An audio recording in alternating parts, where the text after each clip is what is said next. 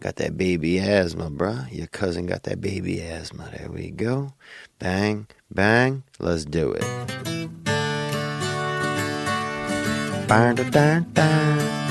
What is that, a xylophone?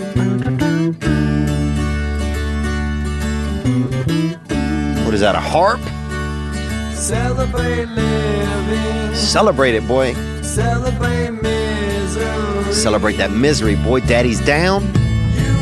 Well, Daddy's gonna dance. Get that hitter. Let's have some fun while we all die. Wow, let's have some fun while we all D-Y-E. And I think they're talking about Easter eggs. You know, they're talking about let's all have some fun while we all die these eggs. I'm joking, man. It's not even, that's wrong season. If you coming in at Easter, boy, if you trying to put your mouth around a chocolate rabbit, boy, you are being naughty, you know? Dude, they used to have this girl in our neighborhood at Easter would get them chocolate rabbits and put the whole thing in her mouth and down her throat and everything. And it was, I'm like, she wouldn't even bite into it. I'm like, I don't think that's, Jesus ain't coming back for that, you know? Jesus ain't coming back for that, for this dark magic. But yeah, she was wild, dude, and she never really developed breasts, was just had a big round chest kind of with nipples on the front. And that was just sort of who she was, a real kegerator of a girl. Thick neck, too, real solid, almost like a maple or mahogany type of thick skin. Almost like like a full body staph infection. That's how her skin was just thick all over, you know, like she was a little bit of, you know, kind of skin and something else in there, like a light quitcrete, you know, like a light, she was sort of marbled kind of in a way. Anyhow, good to see you guys. Happy November 2/7. It is November 2/7. Can you believe it? Can you believe it? We made it this far. November 27, Mondays, the year 2017. And we are in the 64th shadow realm of the universe. Make sure to get your, to stock up on turquoise. That's a new reality show, wouldn't it be? Turquoise Hunters. Damn it, Dale. Where'd you put the map? I don't know, Noreen. But this turquoise haul ain't big enough for the both of us. Could you even imagine that being a damn turquoise hunter? Just wait, dude. It's just two, like, troubled people out in Tucson, Arizona, just milling around a VFW or an American Legion, asking people for quartz and turquoise. Turquoise hunters. Good to be here with you guys, man. I hope you had a wonderful weekend. You know, sometimes I think about, you know, people listening to this show, and I wonder, well, what are they doing? You know, I bet there's somebody out there have a baby, and they taking their baby, you know, to wherever babies go during the day to be away from their families, you know, dropping them off in the morning, or maybe they're, you know, I know we have a Red Bull truck driver out there. We got a mailman out there that listens. They've called in. We got a man out there who drives a senior citizen wagon. You know, sometimes they have the senior citizen adventure wagons when senior citizens because when you get older, you live together in a special dorm or kind of a sorority fraternity house with other seniors. And they have a wagon that'll come and pick some of y'all up and take you to the mall or to the park. Or sometimes this dude said, he called in one time, said sometimes if he gets some of the real incapacitated seniors, he'll just drive them around and tell them they went to the mall. You know, or tell them they went to Asia or somewhere, you know, and make up someplace that sounds pretty fancy. And he said a lot of their joy is just in getting out and about. And he said sometimes he'll even listen to this podcast while he drives them around. So I think about that. I think about, well, who's listening, you know? You got these, I think about a little bus, like a small bus or special wagon, or, you know, a very distinct van, which hopefully have windows on it. There's nothing real sadder to me than thinking about a bunch of seniors in a van with no windows. I mean, that's Andy Dufresne type of stuff. You know, that's prisoner treatment. But I think about them listening to it. I know we have a couple of Middle Eastern listeners, and I think about those guys listening to it out there, playing hacky sack or, collecting, tall pieces of grass to make things to sell on the side of the road. Or I know we got a bunch of, laid up listeners, handicap, people that's, on disability and whatnot, wheelchairs, people that, what are those little things, those rascals, people that ride rascals. I've seen a couple of them at my comedy shows say that they're fans of the show. So I think about them. And I just think about the unique people, the unique plethora of humanity. We got some mixed people, some brothers, and we got some ladies out there. 6% of our listeners are female. So that's not very many. Would love to have more. But I had a nice weekend, man, and I thought about you guys a little bit. I thought about you guys and just who listens. Who listens to this past weekend?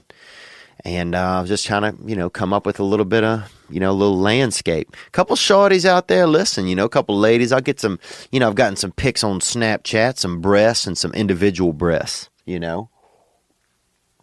which I prefer. I never really trust a woman that sends you a picture of both titties at the same time. What is that? If you have two of something, show one. And if things are going well, show both. That's what I've always said if you have a pair of something. If you got two Buicks, you don't show somebody both Buicks at the same time. Because what if what if they hate the first one, then you're sitting there with another one? Bullshit. But good to be here, man. Happy almost December. Thanksgiving is over. I hope it went good for you. I hope it went good for you. I hope you had that stuffing. Man, I had 3 Thanksgiving meals, okay? 3. I had some white meat, some turkey meat, some long neck, some sweet potatoes with that marshmallow sauce, baby. I put them brown marshmallows on the top. I had that hit. I ate one meal outside by candlelight. By some cliffs, and this was out in the Hollywood Hills, and by the cliffs, and you could even hear coyotes in the distance. I think it was coyotes. It could have been a bear with a flute, but it sounded like kind of a baritone flute, but it sounded like a coyote.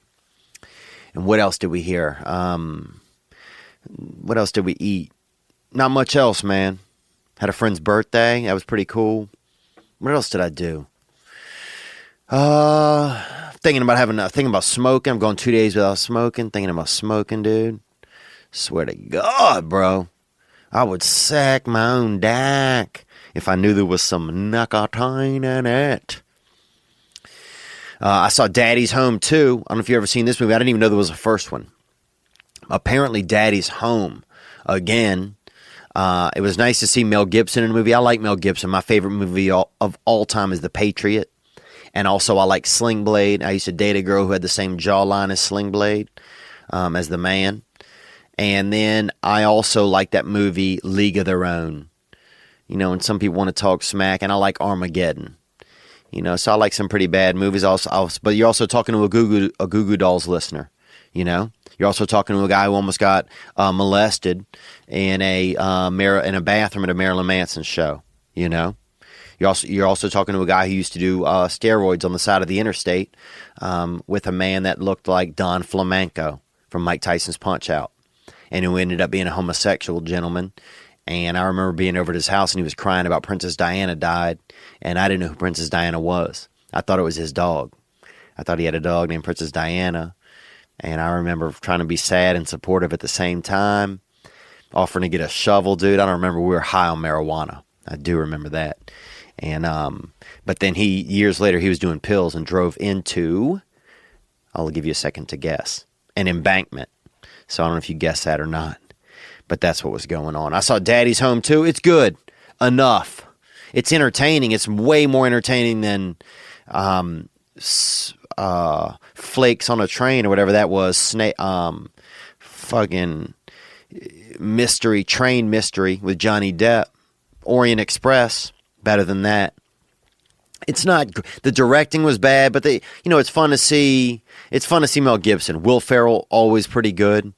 It was what it was. It's one of those movies where it's like, they're packing it with stars. just to get you into the theater. It's kind of like one of those films that's just like the way it is nowadays, where you feel a little bit taken advantage of every time you go to the movies. That's how I feel. Every time I go, I'm like, why the fuck am I just coming back here? It's basically just to see a big screen, I feel like. I mean, I can't even remember. Actually, what's the movie, the British movie Dunkirk was the last really good movie that I thought I saw. But what else is going on, man?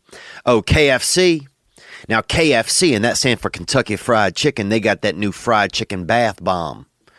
Think about that, boy. Think about getting clean. Think about getting clean and staying dirty at the same time. And this thing is you'll be finger licking clean, dude. It's a KFC bath bomb. So you put that bath bomb into the water, and suddenly your whole bathroom smells like KFC. Dude, you are floating. You're chicken soup at that point. So I think that's sexy, boy. Get you, invite a lady over, even if y'all just roll up your pant legs and stand in the tub with one of those going off. Somebody's going to pop a bit of an erection or, a strong clitoris, and that can be truly beautiful. So they got them KFC bath bombs. If you always wanted to have that, that luxurious chicken feeling wrapped around your skin, if getting that chicken in your stomach isn't enough, you want to be fucking drowning in it, then you can do that now. Wait till somebody drowns in this shit. That's what's going to happen. Some schlubby muppet out there with 9 lips and, 0 diplomas, not even a GED, doesn't even own any, it doesn't even own a book. That's the people I'm over. You don't own a book, you're out. You're out. You're out. That's like, you got to at least every now and then you should have to you should have to do a book report. That's one thing they should still have us do as we get older. Do a book report. Oh, you haven't read a book in 9 years? Well, guess what? You're not allowed to leave your house anymore because people are over it. But I saw that Daddy's Home 2. They got the new KFC bath bomb. We got a new producer today helping us out. We're on this producer realm right now. This trial and error with the producers. So I'm grateful to that. Gentleman named Chris off the internet. So the internet's powerful, dude. You can get whatever you want off of there. Drugs, medium shirts. You can get that Canadian Viagra, make your legs sweat, son. But that stuff will give you that hitter, But these days, can you even have an erection anymore? When do they shut that down?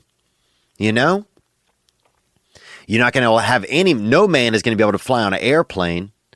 Dude, is it just me or is every dude on an airplane erect? Also on a Greyhound bus. Sometime even on a tram. If I got to go from B to F at the Atlanta airport, I may pop that heat. You know what I'm saying? I may build my own upstairs between my legs, dude, made out of skin and blood. And wiener parts.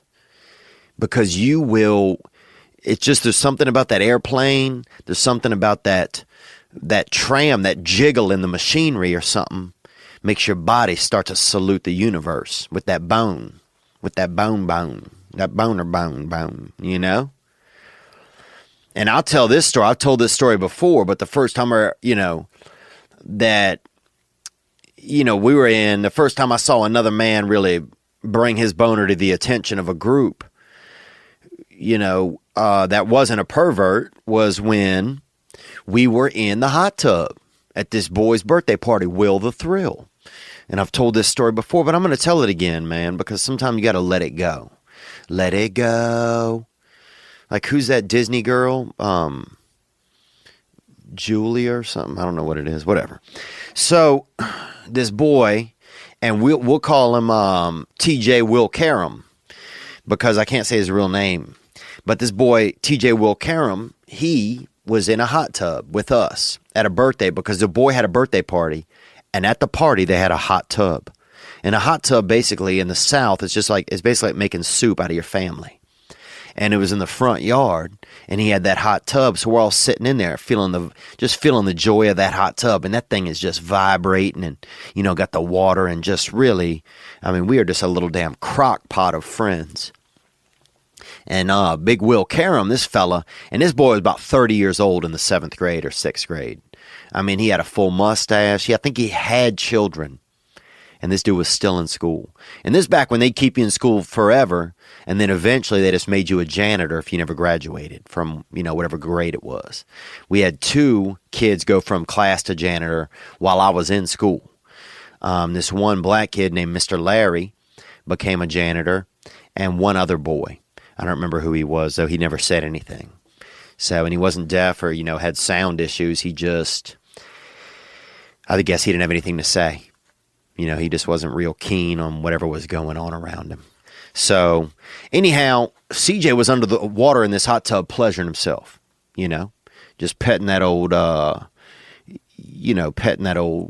nut dolphin. You know what I'm saying? That bone, bone, tell me what you're gonna do. So, and then next thing you know, he stands up in the hot tub, and this is when this young fella starts spraying out. And we'd never seen this. We were children, and this boy is just straight spraying out, just making freaking liquid ghosts with his wiener into the air.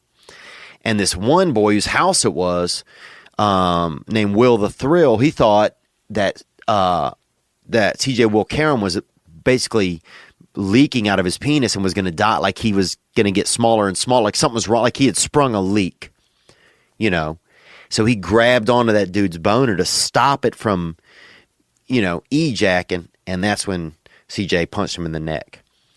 And I will never, ever forget the sound of that. You never forget the sound of somebody getting punched in the neck when they are holding on to another person's erection and nobody is gay in the whole scenario. So I'll never forget that. But anyhow, welcome to Monday, November 27th of your life. So I went and saw Daddy's Home 2, and it was mediocre at best. And do you ever wonder why we continue to get served up the same cookie cutter content? Or how many times Hollywood can remake a remake, or how many new sequels can be milked out of our favorite franchises? I do. Trust me. We all do.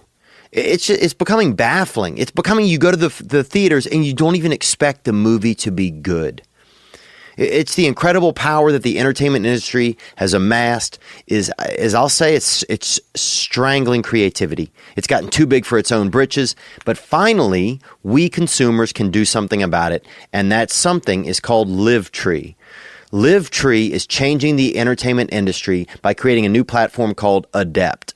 The public, listen to me, will be able to fund what they want to watch, own what they help produce, and decide who's in it and what goes on throughout the processes of content creation, funding, and distribution. That means we can all become producers. Just check it out, livetree.com. Imagine being able to help create the amazing content that you want to see and be a part owner of it. Now, that's a possibility. Livetree.com. Check it out. I'm going to. All right. I got some good calls that came in this week, man. Not much has been on my mind, I've just been dealing with, some dating stuff and not wanting to, I think a lot this week I've been thinking about a lot of just not wanting to grow up, man. Just not wanting to grow up. I just don't want to do it. I feel like if I do certain things, then I'm giving up my youth. I'm admitting that my childhood and I know my childhood is over. I get that. I mean, it must sound bad. As I listen to myself now, it sounds crazy to think that I'm even still thinking about these things. But it's just tough to want to grow up, man. It's tough to want to grow up. And it's hard. And I think it's just that we have a world out there now where it feels like you don't have to a little bit. But it starts to look really weird if you don't, And I guess it doesn't matter what it looks like to other people and stuff like that. But, I don't want to end up that old, wrangled old man out there, driving around and laying down in his truck and, just reading romance novels and all of that shit and trying to do photography and stuff at like 60, and just being lonesome and not having any grandkids, having to pretend other people or other people's grandkids are your grandkids. That's the weirdest shit ever. Yeah, these are my step grandkids. Bullshit, dude. Okay? Get your own grandkids. I just don't have to be doing all that. So it just means I got to, get into a place where I can settle down a little bit better, and get my mind right and get my heart right and just grow up. Sometimes you want to grow up, and some of it's about taking risks, I'm finding. It's about taking risks of like getting into like headlong into a relationship and being stable in it. I don't know, there's just something sometimes about giving up my freedom that just scares me. I think that like if I give up my ability to be free, then I'm not going to be in control of my life, or I'm not going to be the only one in control of my life, like by giving, wholeheartedly into a relationship and stuff, that I will be, that I won't be the only one in charge of my life then. And that, I guess, other times in my life when I did that, even times before I even knew I was doing it, probably relationships from growing up as a child, that I guess it just didn't go well. And so I think there's like this innate part of me that's kind of scared to do that. But sometimes I guess that's the fear. When people say you just have to be brave and just go against the fear. You just have to just know that something is scary and then still go do it. And the tough part is just when it's something you've never done before, or it's like, say, if you touched a fire when you were a baby or a child and it burned you, then you learn not to. But then as an adult, there's these fires out there that they're okay to touch, they're not necessarily bad, but we just still, our skin and our insides and our psyche still remember some of the burns that we incurred, even before we knew what it meant to like reach out to a flame, or before we knew what a burn even was. Because I think there are things that happen to us when we're so young, that we just, that we don't remember, but that our insides do, that our that parts of us do, Anyhow, I don't want to get all deep, into that kind of stuff, but that's just some stuff that's been on my mind, man. Is just, being okay with growing up, and a lot of that is, settling down. I've spent my money over the years investing in different, real estate projects and things like that here and there. And part of me doesn't, it's like, yeah, I could get a house, but it's like, do I want to do that? Because all those things, get a dog, have a live-in girlfriend where maybe she leaves her bra or something in the hallway, or it falls out of the laundry basket. And then you got a dang brassiere in the hallway, and those types of things. I just don't.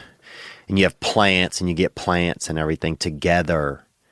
I don't know if I'm fucking shopping for damn basil with somebody. I'm not going to be I'm not going to be, I'm not going half in on a damn bougainvillea with a woman. I just don't know if I'm doing that. But I think you have to do those things to evolve. Because I do start to find that I find myself spinning in some of the same circles. And they're not bad circles. They're just comfortable circles. And if I stay comfortable, then I fear that I won't get to see everything that the world has to offer, or get to feel it, And some of those things include, having, grandchildren when I'm older. Because first you have to have your own children. You can't magically just get grandchildren, dude, unless you're a pervert or a kidnapper. You can't just show up with fucking grandchildren if you never had children. Nobody's going to believe that shit. Some things people will believe. I got a hip replacement. Other things people will not believe, like, oh, these are my grandkids. Oh, yeah, Ronnie, you never had kids. Maybe you are a kidnapper, Ronnie. Maybe you're a pervert. So just thinking about that stuff. But I want to get into a couple of calls here, man. We had some good ones, dude. I got to tell you right now, just so you know what's coming up. I had somebody take me to task saying that I'm generalizing black people. So we're going to get into that. I had somebody that say they been pleasuring themselves near they share a room with an animal, and they're dealing with some of that. You know, how do you deal with self pleasure if you share a room with an animal? We finally got our animal activist. We got a man out there, you know, our own little Dr. Doolittle, and I've been hitting him up. He hit the hotline, which is 985-664-9503. This beautiful, sweet gentleman, I think he sounded a little bit Norwegian, but he could be something else. He hit the hotline, and he had to choke out a swan. So he called in about choking out a swan. We got some callers that called in about dating and recovery, being blackout drunk, and a couple of other issues. And then we got a topic for next week. We're going to get into all that right now. First, this gentleman. This gentleman called in from Portland, and he had some thoughts. Let's hear them. Yo, this is Taryn from Portland, Oregon, man. How you doing, brother? Hey, thank you for calling, brother, man. I appreciate it. Onward. Hey, I'm just calling about the whole black issue thing you're talking about, which is, you know, from one man to another, I'm not going to tell you what to do or anything. I'm just going to give you kind of my concerns about it, the way you're talking about it. It sounds like you're starting to generalize black people, and I'm not black myself, but... Oh, come on, man. You sound a little black. I can see how that could kind of piss off the whole race. I don't know. I mean, again, I'm not trying to tell you anything. I'm not a social justice lawyer. You know, I'm not trying to say how you should run things or what you should do, but it just sounds generalized a little bit. And I think I know he's referring to, do black men get nervous? Right. And I appreciate you calling, man, from Portland, you know, the home of black people, where you had to get the Portland Trailblazers, or you never would have even had a black person, probably within 100 miles. I'm surprised they don't have Blackdar, that it's an app in your area where you even know if there's a black person around. I'm surprised that they didn't have to bring one up to the zoo at some point so you guys could come and see as an exhibit, you know, to get to know some. And look, I do appreciate your calling, right? But I don't think that I'm generalizing. I think it's a really good question. Do black people get nervous? Because I've spent a good deal of certainly my youth surrounded by black people. And I think that that's fair for me to, we all have a hypothesis on anything, you know? And people can talk about other races and other cultures. There's nothing wrong with it. I think it's probably, I can imagine it probably does make you nervous if you live in a white-centric area. You know, that would make you nervous. Because you probably have never really lived around some real brothers and sisters, you know? I bet you, and I think you should try that. Go spend some time down in New Orleans, you know? Go spend some time down there where, you know, where they have some real blacktivity going on, you know? Where things get wild, you know, where there's so much poverty that, you know, that crime is at an unreal high in some black areas. You know, where if you're afraid to even meet a black friend because the odds of him living long probably aren't very good. I've had 2 black friends killed in New Orleans in the past decade. Killed. As in, knock, knock, who's there? Not them anymore. So, I you know, it's just a funny conversation to think about. And I think that it's okay, man. I do appreciate you bringing it up, though. Could we be generalizing? Do black people get nervous? It's not a damn scientific study. But I think it's a unique and rare question. And we also asked black people to call in and comment. Because the first batch of callers we got, it was way too many whites. you know, and we wanted to vibe it out a little bit.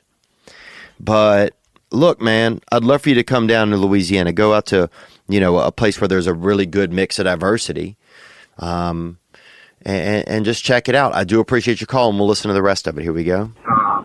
And I think if you were to make it funny, then I guess that's one way to talk about it. And again, I'm not telling you what you should do. I'm just kind of giving you my thoughts about the generalization of a human race. I think that's kind of what pisses off these blacks. And I think anyone when they become generalized. That's what pisses off these blacks. That's hilarious. I mean, that seems ridiculous to me. But I'll say this, man. I think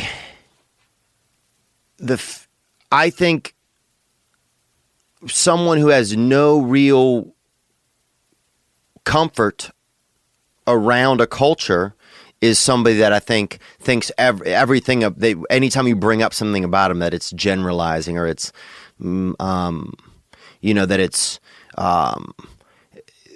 stereotyping or that it's, you know, I think you just got to get out and spend time a little bit more. At least hang out with a zebra. Start there. Because here was the best thing was I had people that called in about the topic who were black, bro, and half black. That means part black, part something else. That's crazy. That's like a Rubik's Cube, dude, in your soul. And nobody complained. I just don't like it when people complain for shit that they're not, you know? Like they had this group one time, Water for the Blind. The blind, what? There was no blind people out there at the Water for the Blind event. And I've never seen a dry blind. I've never seen a dry blind person. And my cousin's blind, dude. And you know what he says? He says it's not that bad in there. So what do you say to that? We're all out here guesstimating. You know, while he's sitting in there living in some free meditation in his mind at times. You know, it is a little bit of a social justice. Well, we're generalizing, you know, and I'm sorry, it's not a little not fair of me to nitpick at you like that since this is a one-sided conversation because it's not a live call. But I just think, I appreciate your point, man. Let's hear a call from a black guy. Whoa. You may want to check with your parents out there if you can even hear this call, guy, or pull over. I don't want you to get nervous having a black guy come through your stereo speakers. Here we go. Yeah, how you doing, Theo? This is Jacob. Big fan. Honestly, I don't think black people get nervous. Me being a half black man, other half Hispanic, I think we get more anxiety, if anything. Interesting. So more anxiety than nerves. Onward. Nerves don't have play a big role in that, but the anxiety definitely is there. Honestly, I think the only time I've ever been nervous is in a crowd full of white people, just to be honest. But that's probably just because being judged and not nerves, you know. Mm-hmm. But as far as that, I don't think I've ever seen another black man get nervous. Yeah, and that's one of the things that made me even think of this topic in the beginning because I never had, you know, I'd never seen it. I'd never seen that I could remember a nervous black guy. Like, I mean, I think there's some incident, like actually I was skydiving one time with a black friend and he got nervous. So now that I really start thinking about it, yes, there's one instance. But on a regular, in instances where I would get nervous, my black friends never seemed to. I didn't mean to interrupt you. Let's hear more. Yeah, but definitely, you know, we have a lot of pride and we've built walls around us and we have thick skin. So there you go. They got thick skin, man. That's that thick skin, you know, like that girl that had in my town with that thick skin. But yeah, I mean, it could be something that, you know, with such, we've talked about this before and we're going to move on because I know we've dwelled on this before. But it's obviously an interesting topic. And so I don't think, and here's the thing, if we can't talk about it, if everything's a generalization, if any time that a white guy brings up anything that has to do with a race, it's looked at as a generalization, I think that's not a good deal. I think it's just not a safe place to be. And especially because if we're not comfortable talking about, we're all just hiding behind things questions we want to ask, then what are we? I just feel like a Muppet, man.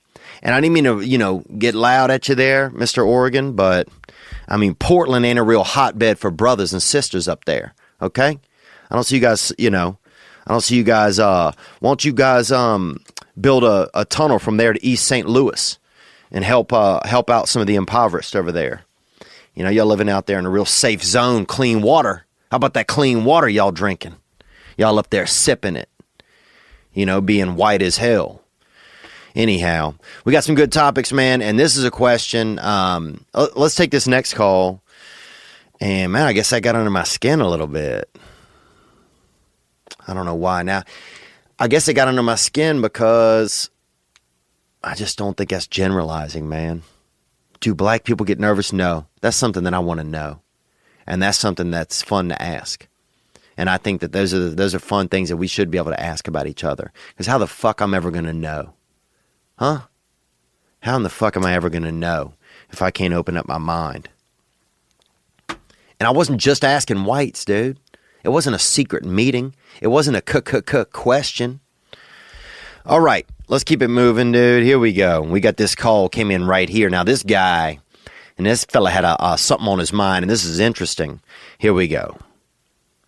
Hey, what's up, Theo? My name is Adam, and got a little question for you. Maybe get your thoughts on a little something in the dark arts. Now here's Adam calling. Thank you for calling this evening. See what I did there? Adam and evening. Okay, pretty bad. Here we go. Thanks for calling, Adam. That I've been thinking about and kind of doing. So, okay, now you've been thinking about these dark arts and you've been doing them as well, huh? So you a dark artiste already, You out there, you already, Van Goghing deep. Let's go. I'm going on my 5th year of marriage, and my wife at about year 2 informed me that watching pornography was akin to cheating. Okay, so your wife thinks watching pornography is akin to cheating. Onward. And so she requested that I stop watching that pornography. And so I did. But what she did for me was she allowed me to start filming us doing the nasty. Oh, okay, boy. So you starting up your own deal there, huh? That freaking you starting to do a little bit of directing, huh? Suddenly you got a couple of new headlamps on the bed, huh? You got a new light kit in the corner of the bedroom. Come more? Us making that sweet love. And that's got me through, it gets me through those, those dry spells you run into when you're married. But so anyway, the dark arts part of this comes in with me.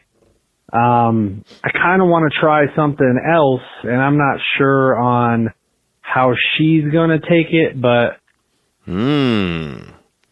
So you got, you and your wife, she wants you off the pornography, now you're doing the video collage.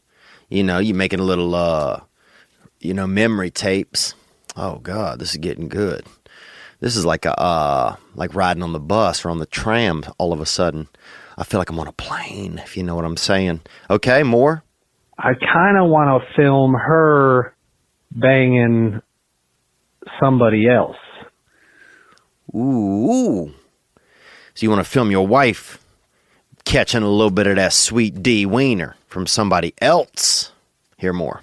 That may sound weird to some people. It may sound, them jealous types, they wouldn't get into something like that. But I've been thinking about it a lot, man. And, even sometimes when my wife is doing nasty things to me, I kind of in my head start thinking like I'm somebody else, like she's doing it to somebody else, and it kind of flips my switch. You know what I mean? Wow. So even when your wife's doing things to you that's wild and that's naughty, you know, and she give, you know, she building up, you know, she putting something special in your gingerbread, you know, that you imagine that that she's doing it to somebody else. That's cool, dude. It's interesting, man.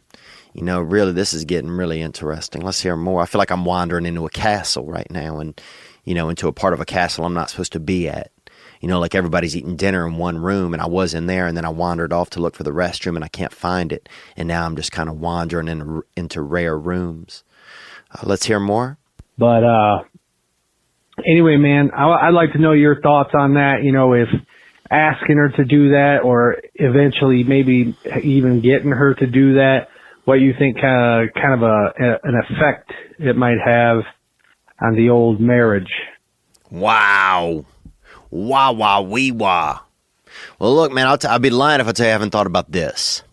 That I've thought about that if I were married, you know, am I going to be able to not act outside of my marriage and be sensual, you know, or try and be sensual with other women at times or get affected by that. I think, you know, because a lot of men, they worry. That's a regular worry of men. I've talked to other men about this who are married. It's a regular worry of men. And so then you start to think, your brain will start to think, well, how can I make it work in my marriage?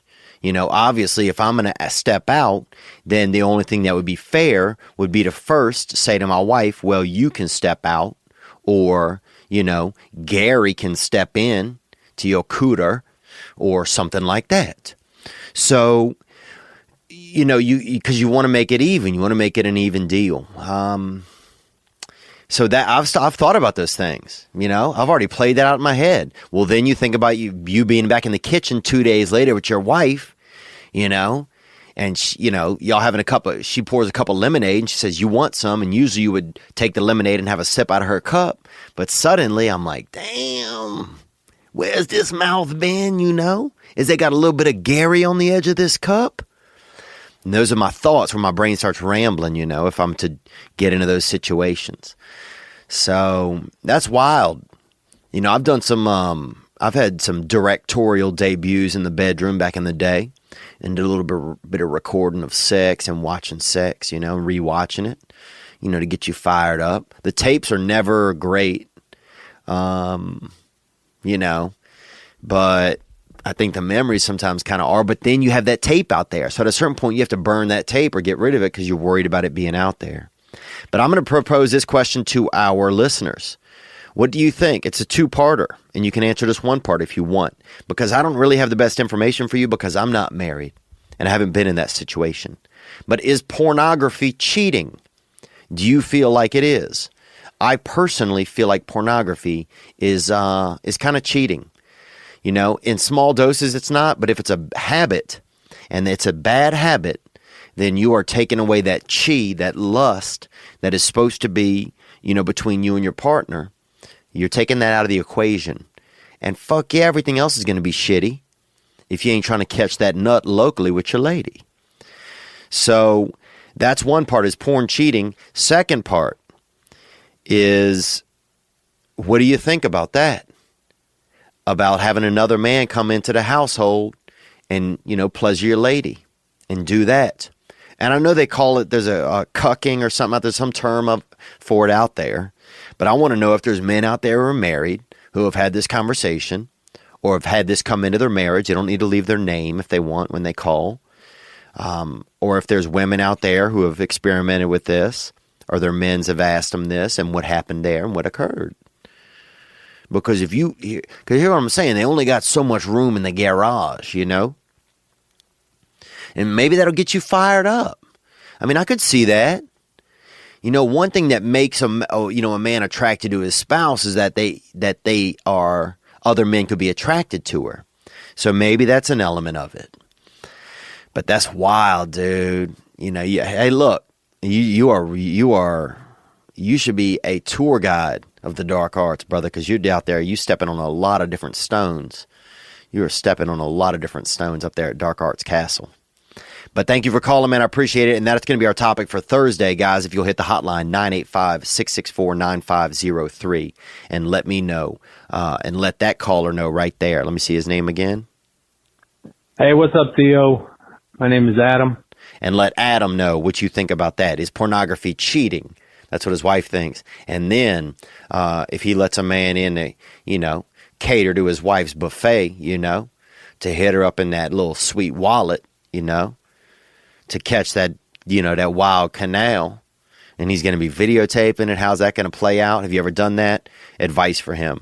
All right, let's keep it cruising there. Here we go. We got another caller right here on the hotline. Hey, Theo, this is Derek calling from New York City. Hey, Derek, New York City. The land of coked-up taxi drivers and women who may be men. Yep, the land of coked-up taxi drivers and women who may be men. I've been involved with at least one of those. Had a little argument with my girlfriend last night. Parents got involved in all of that. And basically all boiled down to that I need therapy. I need to go to therapy. So basically what I'm asking is just how do you deal with the fear of telling your therapist about the dark, what you've experienced that you find difficult to talk about with people that you meet every day? Okay, and his call kind of cuts out right there. It was just a connection issue, but I'm going to restate it for you. Is how do you deal with telling your therapist, the dark things, things that you don't just tell people every day? I think for one, it takes some getting used to. I see a therapist once a week, and I don't not go. There are times when I feel like not going to the therapist, and I've been instructed that's when you go. Because your brain will tell you, don't go to the therapist, you're fine.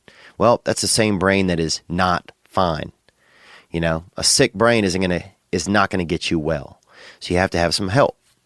And I'm a proponent of therapy. I've gone most of this year, I think. It's getting better. There's days where nothing happens in there, and then there's days where I really get in touch with something in my past or in my life that really hindered me, and I'm able to melt it down a little bit, melt down some of that ice, that iceberg. It's helped me a lot with family relationships and stuff like that, and to recognize my part in certain things. But I appreciate you calling, man, and I know that this is something, it sounds like this is something that's pretty real to you, and I'm glad that you're trying to get some help, because you can get better. You can. And that's what's one thing that I'd love for you to know, is that there were times when I thought, I'm not going to get better. I'm going to be the same. I'll never be honest in a relationship. I'll never be a caring person. I used to think about having children. I could never even imagine it. I thought it was crazy that anybody had kids or that anybody got married. I thought it was crazy. I didn't go to one of my best friend's weddings growing up because I thought it was absolutely erroneous. But now, because of therapy, I can actually imagine some of those things. And that's different. That's a change, to actually be able to imagine something that before you completely rejected. That's an actual change.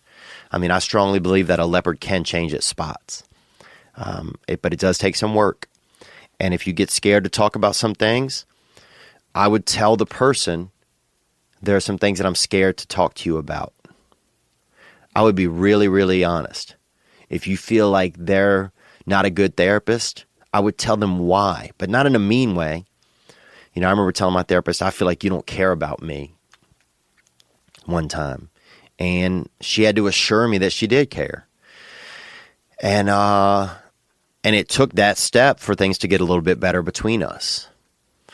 You don't have to always agree with your therapist. Your goal is just to be in there and to try not to run the show. Those are only things that I can recommend. And also, try different therapists if you need to. Go to 2 or 3 the first week. Try them each out. Insurance usually will help, you know. And if you get afraid,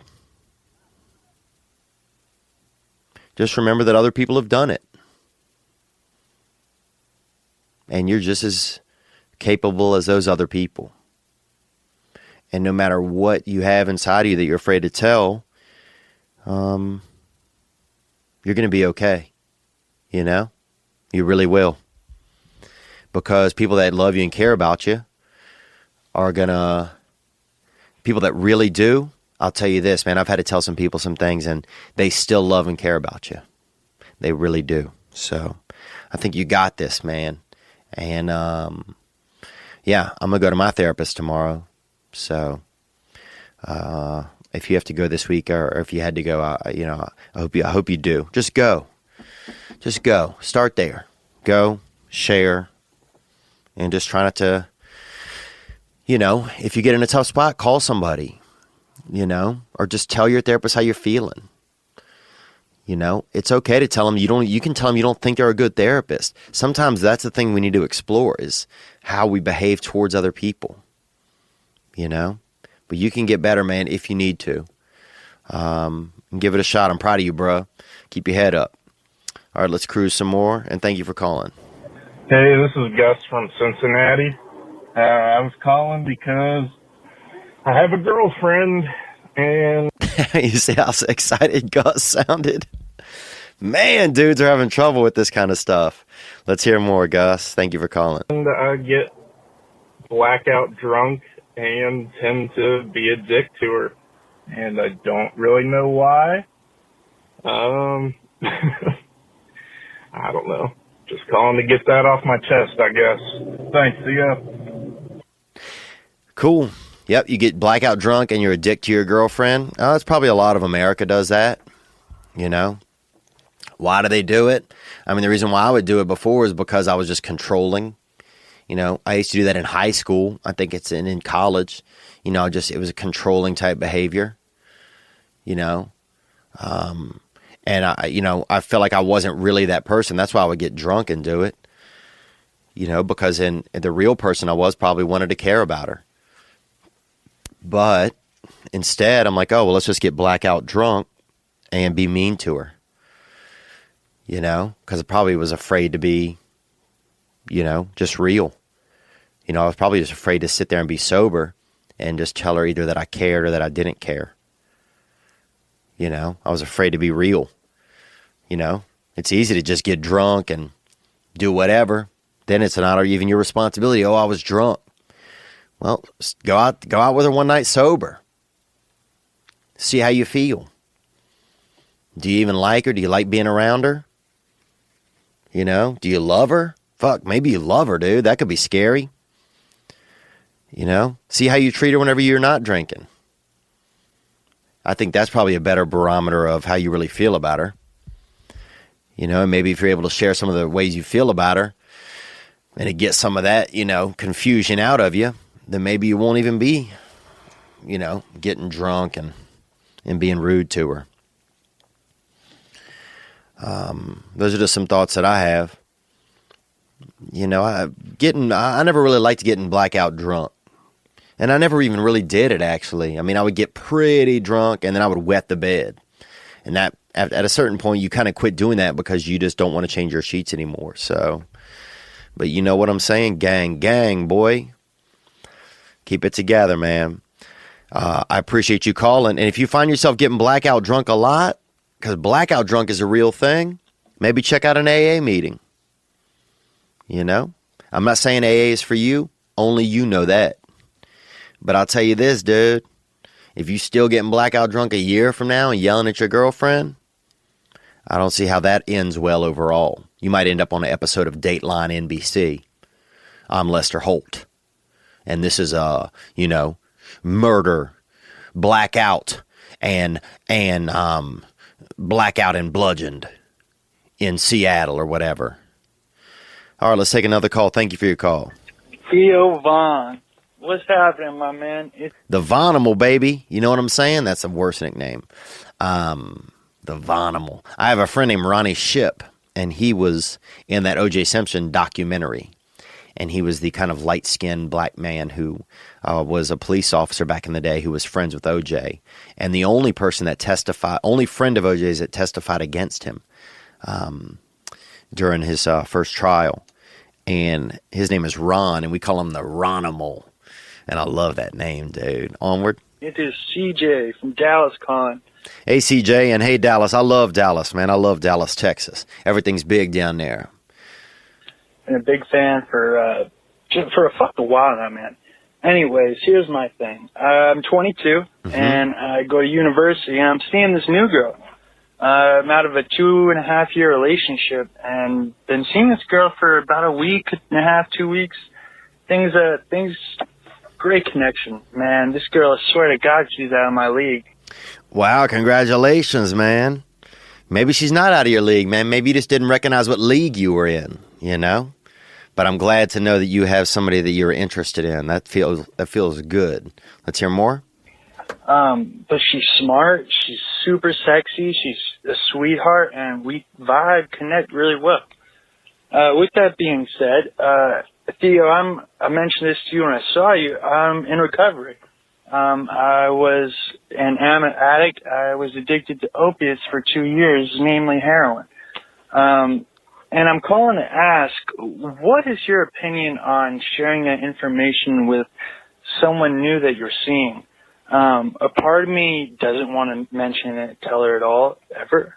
I also think that maybe after 3-4 months, however long I may feel like I can trust her, that maybe it'd be beneficial to add her to my already existing support system that is helping me in my recovery. Wow, man, I appreciate it, man. I appreciate this call. Yeah. You know, it sounds like you got one on the hook. You got a live one. You know, you got a live one. And I had diarrhea one time during a fishing tournament that Randy Moss put on up there on Lake Minnetonka. And I had to be in a fishing rodeo.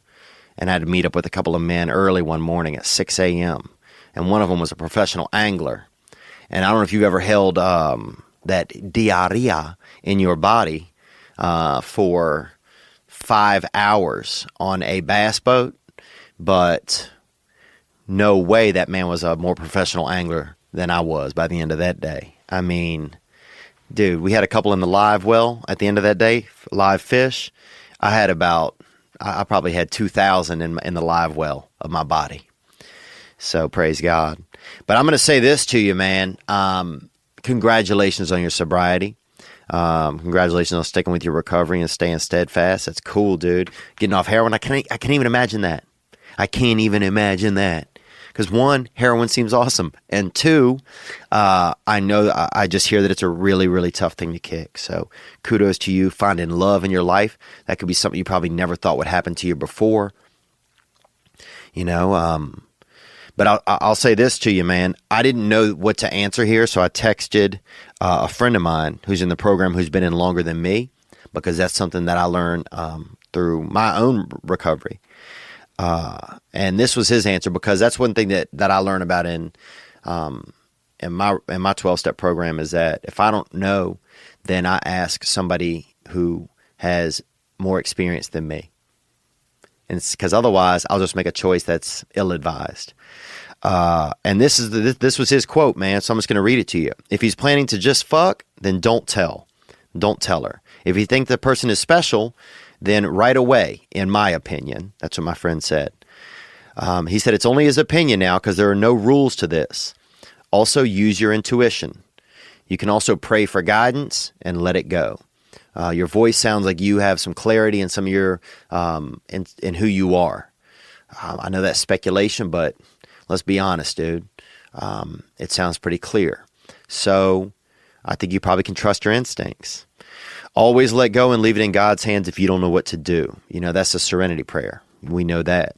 And one more nugget. The foundation of a relationship is built on trust. Someone tells me up front that they are in recovery and working on being the best version of oneself. That goes a long way. If it's kept from me until later, then that could be a little bit fishy. Be upfront and let go, because that's a heavy yoke. Again, that's only an opinion. But I second, that's my buddy Bill, and I second that opinion, man. I second it, Trust your instincts. Feel it out. Don't feel the pressure to tell her, because sometimes you can, start the own avalanche on your side and suddenly you have to. But, feel it out. See how it's going. Go on another date or two. If she isn't pressuring you or anything, sometimes I say I go to a men's group. That's what I say. I don't even say AA. I say I go to a men's group, because being around other successful, healthy men is only going to make me a successful and healthy man. That's what I say sometimes. But it's a cool spot to be in. It's a cool spot to be in, dude. You got a little sobriety on one arm. You got a little dime piece on the other, boy. And let me tell you this, even if it doesn't work out with her, dude, I have a feeling you have great things in store for your future. I really believe that. Thank you for your call, man. You get out there and hug that lady, hug that swan. Speaking of hugging a swan, you like that segue? My boy Big Bo Dralt is out there, and he called. This is the animal rights activist, or not even an activist, just animal activist. This dude's out there fucking with animals, and he worked with animals out there, checking animals and feeling animal eggs and stuff in the wilderness and in the wild, out there, out there on Mother Nature's backstrap. He's out there feeling around, up around Mother Nature's clavicle. And he got an issue with a swan. Let's hear it out. Here we go. Thank you for calling, brother. Hey, Theo. This is your animal man calling to share that story about having to choke out that swan up in Alaska. Animal man. Thanks for calling, Animal man. Let's go more. It was a survival situation. Oh, it's a survival situation every time you have to choke out a swan, bruh. You know what I'm saying? The only people ever to do it, I think, are you and Billy Madison. Let's hear more. Not a hostage situation. And we were supposed to get a food drop, like in a waterproof bag, a bunch of food. We were out there 3 weeks, and halfway through, a plane was supposed to fly over and drop a bag of food, and the pilot... Sorry about that, man. Calling from Costa Rica here, where there's a rooster here. Damn, boy, you got cock in the back, son. Onward. Thank you for this call. This is interesting. So you're supposed to get a food drop. And now a food drop, that's when you have a plane that's dropping off food. That's simple. Basically is what it says. Onward. Doing his thing. The pilot couldn't get down low. He had to drop the bag from twice as high up, and the bag hit the river we were on, exploded. All the food washed down the river, so we had another week and a half to go. Dang, man, I'm sorry for laughing, dude, but sometimes I love it when shit like that happens. One time, somebody threw a pool ball, like an 8 ball from a pool table, but it was an 11 ball. Somebody threw it down the street, and it hit this dude right in the leg, and you couldn't hear it at all, but the dude was in so much pain, and I laughed. Sometimes shit like that is just funny, but watching people lose a week and a half worth of food into a river, yeah, that's up there. Onward. And we had to just kill whatever we could. So we shot a lot of grouse. We were making our way down the river. Everything was going fine, eating a lot of spruce grouse and ruffed grouse, a few geese. You hopped up on that grouse, huh? What you know in that grouse? Onward. And then we were running out of bullets, and it was one of the last days, and I came around the bend and saw a group of swans, trumpeter swans, which are either endangered or threatened. I think it sounds like you got one playing the cello right there with you now. That's onward. So I shot one in the back, and ooh, you shot a swan in the back? How many years of bad luck is that? More? The rest of them flew off, and that was the last bullet, or shotgun shell we had. So I ran up to the thing.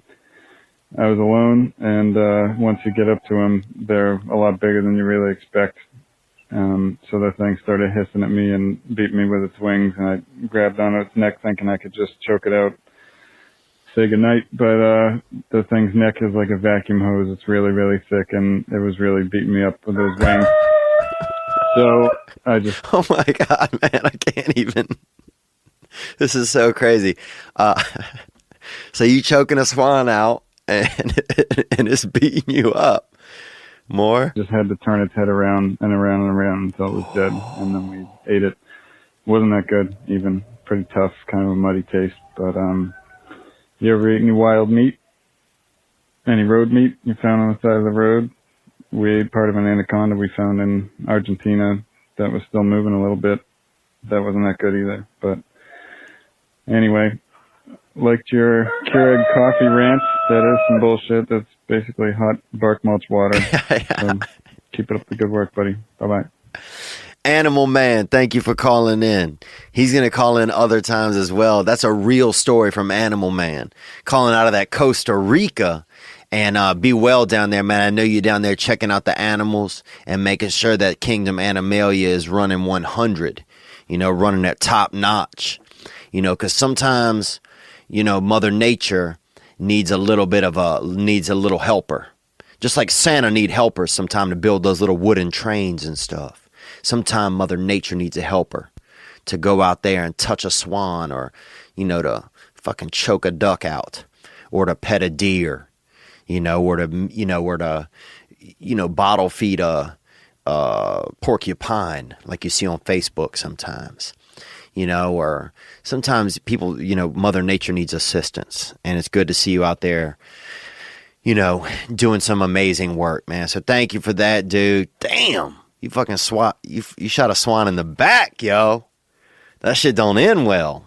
And I've never had swan meat. I've had some dove. I've had a little bit of dove. A couple brothers was grilling up a dove one time.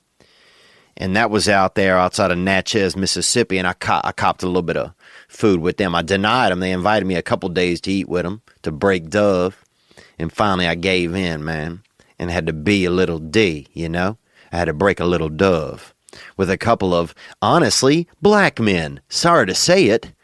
I don't want to scare anybody up in Oregon. But these were black guys. What? What? What happened? I'm sorry, man. Because I do want this. This is definitely a place to call in. Look, man, I don't know what the fuck I'm talking about. This is a place where anybody can call in and disagree and this and that. You know? But don't tell me what air is like if you only lived in water. You know? That's my thing. You know, so I'd love to hear if you got thoughts on that. You guys let me know on that too. Am I being ridiculous? Am I generalizing? Maybe I am generalizing. Maybe I live in a time that doesn't even exist anymore in my brain, where a man can say something without thinking like everything he says is wrong. We're taking one last call here. We're going to stick on this animal topic. It's been a fun episode, man. It's been cruising. 985-664-9503 is the hotline. You can hit it. And I want you guys to hit it by Wednesday. We'll be putting together the episode Wednesday evening for Is Porn Cheating? And would you invite another man to be in the bedroom to see your wife? And look, sometimes your first thought might be, no, I wouldn't. Or that's the thought I'm going to put on the call. But I want you to be real. You know, I mean, I admitted to you, I've thought if I get married now, and if I have to get out, you know, if I want to circumvent the rules of my marriage, how would I do it? Or I would have to be partisan. I would have to go be, you know, allow my wife the same, or discuss it with her first, obviously. But then what? You know? And then am I really going to be okay with that? When some man coming jousting, you know? Some man throwing wiener in my wife? So it makes you wonder. But we're going to stick with this animal. We're going to stick with this animal thing right here, man. I think. Actually, I'm going to. Well, all right, here we go. This is. Hey, Theo. My name is John. I'm from Northern California, but I just moved up here to Washington. Oh, John from Northern California up to Washington. In the middle of nowhere. And I just moved over into this house, and there's this dog here, and we became quick friends. And my friend whose house I moved into said that, the dog really doesn't usually like people. But okay, so you got a new dog friend, a new friend that's a dog. Okay. This sounds like life's going well for you, and you got a new friend that's an animal, and that's better than people these days sometimes. Onward. Me and him hit it off pretty quickly, you know, and we've been hanging out. We've been best buddies. We've been going on walks together, I don't know if that means best buddies.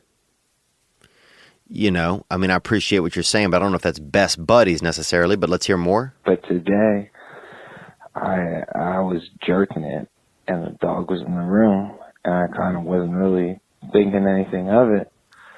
But after I jerked it, like, the dog was just growling at me, and it's still growling at me every time I try to go and, like, give him some scratches, give him some love like I do. He fucking growls at me like he doesn't want anything to do with me. And well, yeah, buddy, I'm going to stop you there, John. I appreciate the call. You know, of course, the dog don't want to spend time with you if you've been masturbating by it, and I don't blame it.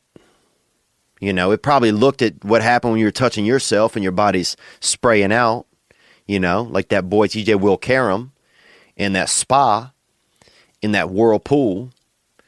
And it's probably thinking, well, if he touches me, is the same thing going to happen to me? You know, am I just going to start spitting up in the yard? So that's probably some of what's going on, brother. So I wouldn't, you know, I think you need to just relax a little bit. You know, maybe steer clear of the animal. Give him a little bit of space. You just jerked off next to him. So why don't you give him a little bit of room in his life, man? But thank you guys for being with me this week, man. Thank you guys for being all with me. We've been growing, man. Things are going good. I want to thank Sherb for the editing. Chris, we got a producer stopped in today. And we got our Patreoners. And thank you guys so much, everybody. Happy belated Thanksgiving. We're moving into Christmas. We're still getting some things out of our system. It's the end of the year. Hit the hotline, 985-664-9503. Bless everybody that's getting into recovery or going through those things or making any effort to make their life different or better or to try something new. And bless us all. Figure it all out as we continue to learn. You know? I mean, I'm just trying to not kill myself or others while I continue to learn. That's going to be my goal for this week. So keep your head up. Be good to yourselves because you probably deserve it. And I'll see you guys. I think on Thursday. We'll get this Thursday episode up. And shout out to Gray Block Pizza always. You know, go to Gray Block. That's on Pico Boulevard, Los Angeles. Get that hitter. Y'all be good.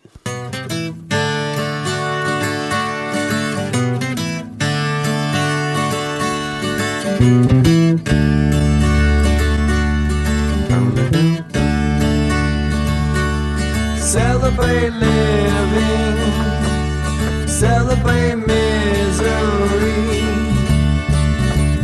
You know that soon we're gonna die.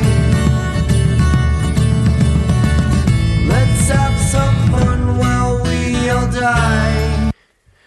Ladies and gentlemen, I'm Jonathan Kite, and welcome to Kite Club, a podcast where I'll be sharing thoughts on things like current events, stand-up stories, and 7 ways to pleasure your partner. The answer may shock you. Sometimes I'll interview my friends. Sometimes I won't. And as always, I'll be joined by the voices in my head. You have 3 new voice messages. A lot of people are talking about Kite Club. I've been talking about Kite Club for so long, longer than anybody else. So great. Hey, sweetheart, here's the deal. Anyone who doesn't listen to Kite Club is a dodgy bloody wanker. Do you know what I mean? Hi, I'll take a quarter pounder with cheese and a McFlurry. Sorry, sir, but our ice cream machine is broken. No! I think Tom Hanks just butt-dialed me. Anyway, first rule of Kite Club is tell everyone about Kite Club. Second rule of Kite Club is tell everyone about Kite Club. Third rule, like and subscribe wherever you listen to podcasts or watch us on YouTube, yeah? And yes, don't worry, my Brad Pitt impression will get better. Count 2. Boom, boom. All right.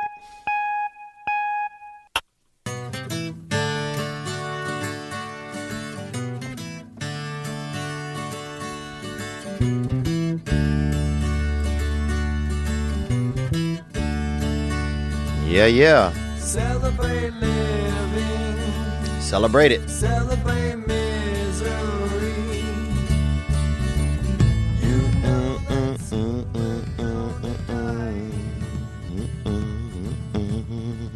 All right. What's up, you little crippled missiles? How y'all doing, huh? You little one-eyed arthropods, dude. What is that, a worm? I don't even know. What is an arthropod? A worm? I don't know. That's sometimes where you got to start at, man. I don't know. I know very little. That's going to be my new motto. Hey, buddy, you know something? I don't. Wish I did.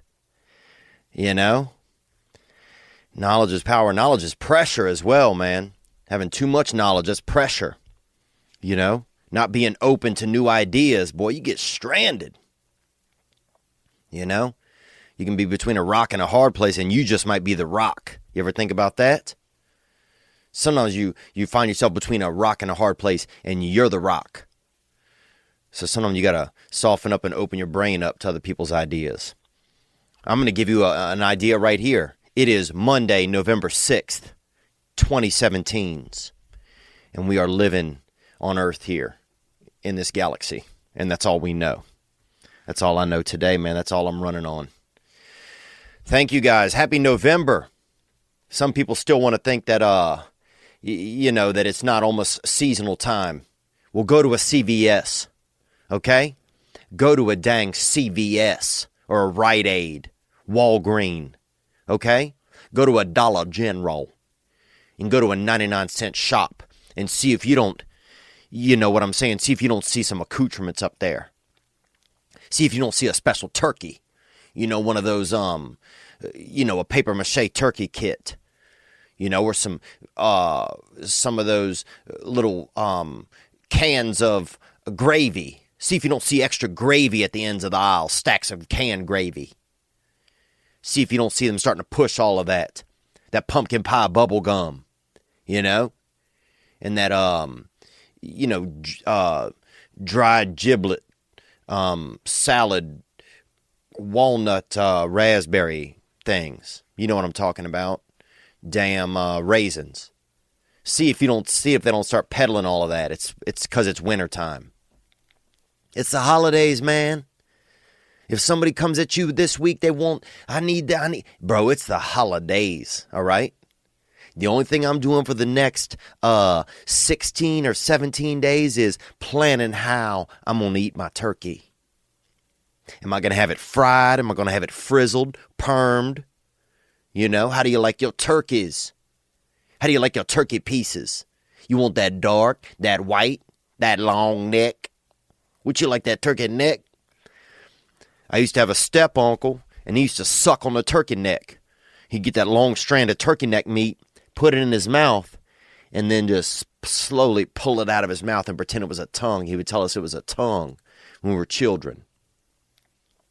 And it would look a little bit like a tongue. In fact, maybe it wasn't even turkey neck. It could have been turkey tongue or some kind of animal tongue. And he was pretending it was his tongue. And he was wild, and his daddy was wild. His daddy was named after one of the, what are those guys? Three Musketeers. His daddy was Mr. D'Artagnan. And his daddy would stay over, and I guess he was my step-grandfather, And he was old, man. Mr. D'Artagnan was old. And he would let us put lotion on his legs at night in a non-sexual way. And it was pretty fun, and that's back when, it was rare that my brothers and sisters and I got together and did anything, and then Mr. D'Artagnan would let us put lotion on his legs at night sometimes. And it was pretty fun, I think, just because, and it wasn't sexual, man. And I know some people are like, that's gross, that's, y'all's being naughty with that old man, or he's being naughty with y'all. It wasn't that. Okay, I knew people that were out there. I knew naughty makers, I knew people out there that were sounding dirty horns in the distance, and people ejacking back there behind the birch trees and all of that, and, doing dirty stuff down by the big culverts and into the storm drains and everything, and into the recycling bin. They used to have a man that used to spray out into the recyclers in our neighborhood, and they caught him. Actually, a couple of dogs caught him, and then the police caught him. But Mr. D'Artagnan wasn't like that. He just, old man, obsessed with putting lotion on. Constantly had lotion, dude. You could barely, if you tried to shake his hand, your hand would slip right off of his. That's how I mean, that man was greased up. And I think he probably used other types of lubricants, random lubricants, or anything around the house. You know, coconut oil, thick water, Neosporin, anything, petroleum jelly, kerosene, He just liked to have a little bit of shine to him, a little bit of shimmer. He didn't like that natural skin. He didn't like I think he would have preferred, honestly, having more of a otter type body if he could have been an otter. But he was a man, Mr. D'Artagnan, and I know sometimes when he stayed by our house, he would let us kids put lotion onto his legs. He would put it on, he'd let us rub it in. And you think that's crazy, dude, but until you've rubbed lotion into an old man's knees, it's not bad. It's fun, kind of, it's almost, you're trying to get all this lotion into their skin. And it was pretty fun, man. But welcome to this past weekend, guys. Appreciate you guys joining me. Got a lot of cool stuff, I guess, that happened this week. We had some good callers. I was actually going to go to Africa. And it got canceled. I was supposed to go perform for a sheik or a sheikh. S-H-E-I-K. Listen to this. So the other day I opened my email.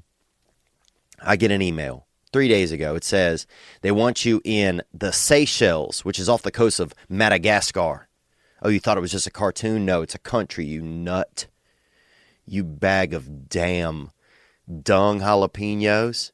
Get the fire out of your feces, brother. Okay? Stay natural. It is a country, Madagascar. And off the island of it, there's a place called the Seychelles. And it is supposed to be just beautiful. So I get an email in my inbox. This is a neat thing about being in this business sometimes, is that I get an email in my inbox and it says, hey, they want you in the Seychelles. They want you. A Saudi prince or a sheikh. A sheikh wants you to come and perform, they said. And here's how it was going to be. I would fly there. It's 24 hours of flying, right? So I'd fly there. I could stay for 2 or 3 nights at the resort. You're also at a resort that's right there. And then you go to this special event that's going on for the sheik. You perform for the audience, and then you leave. You perform behind a plastic, you ever go to you ever be in a neighborhood, a scary neighborhood, or any neighborhood, and you go to pay for your gasoline at night, and the man is in there in a little cage, and at first you think he's sick. He has, they quarantine him. He's got yellow pox, or, he's got cat fever or whatever, cat scratch fever or whatever they call it. They keep him inside of the cage, and you got to slide things to him in that drawer, slide him a TV dinner or whatever, But that's what, anyway, actually those men are in there for safety, and they're behind a plastic thing. Well, that's the kind of thing you perform for for the sheik. So his audience is all out there. You're in this, I guess, almost a human aquarium. You do your act and you leave. You never get to meet anybody at the party, blah, blah, blah, or the event. That's what I heard. That's what the offer was to me, right? They said, we'll pay you this amount of money. You got to go there. I said, and I could bring a friend. But I was like, it was regular, regular seating. And I'm not a fancy pants. I'll sit in regular seating. I'll sit by the window, if I have my preference. But I said, look, man, I'm flying 24 hours to get there. It was 3 flights, Dubai, Frankfurt. So I'm thinking, I'll go first class. So I throw that back. I said, look, only way I'm going is if I can go first class. And I don't need to take a friend. I asked 2 friends, nobody could go. So next thing you know, they come back at me and say, okay, first class. Boom. Next thing you know, tomorrow I'm supposed to be heading to Africa. Africa. To go over there and perform for the sheikh. And then hang out for 2 nights or 3 nights at this resort. And instead, I get an email last night, literally 11:40 p.m., said the sheikh, something else came up. He's going to be shaking on Shakedown Street somewhere else, and he can't be there, so I don't get to go to Africa now. So anyway, that's one of the trials and tribulations that come sometime in this business, You think you can go back to the motherland or the fatherland. I'm not sure which one it is. I know the motherland is Africa. The fatherland, I'm guessing, is what? Italy? Greece, probably. I don't know if you've ever had a Grecian around you, But they can be kind of fatherly sometimes, So anyhow, man, that was a little bit of a letdown for my week. What else is going on, dude? I don't know. I've been dealing with like some relationship type stuff, you know. I like this girl, and I just got so much fear when it comes to that kind of stuff. It's so hard for me to like move forward in relationships and, commit to those sort of environments. I mean, it's just, it's almost like impossible. It's almost impossible for me to even, like make that connection and like believe that it's, I don't know if this is going to make sense, but in my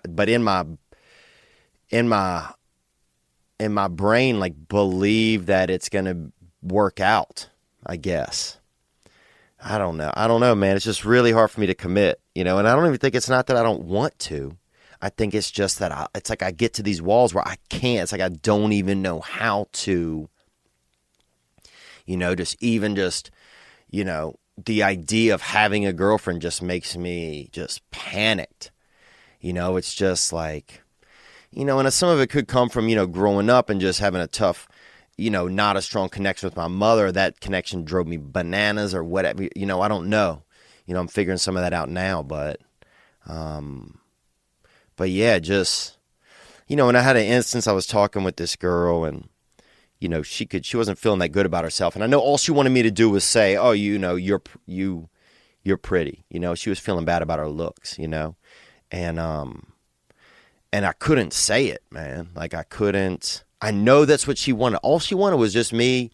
She wasn't fishing for a compliment, but I know I could just tell that it would have made her feel good if I'd have said, look, I think you're very pretty.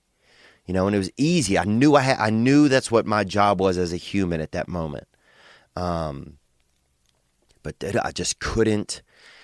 It was like I was so scared that if I like let this person, if I helped make this person feel good, that that they would know that then I would be responsible for making them feel good again. And it's like maybe I didn't have enough.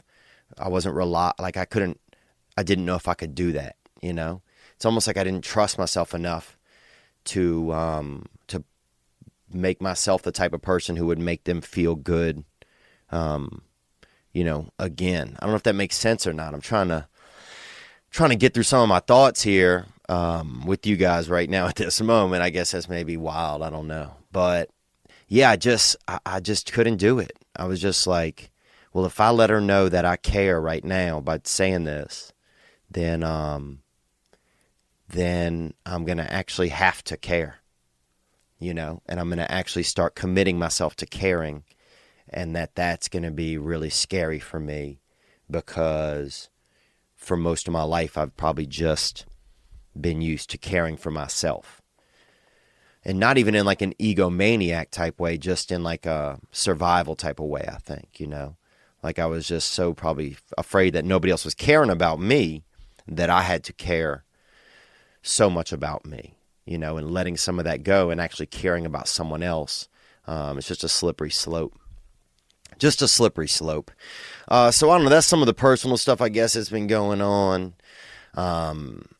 I need to make this announcement. I need, if you live in Los Angeles or have a friend that does and you are interested in possibly working as a producer for this past weekend, drop me an email or hit me up on the hotline, 985-664-9503, or drop me an email, theovon@mac.com. I need some help. So things are happening here, and we're building up steam. And I need some help. So, that's one thing that it's kind of like a thought that's been resonating in my mind this week was the two things that I need to do are I need to work hard and I need to ask for help when I need it.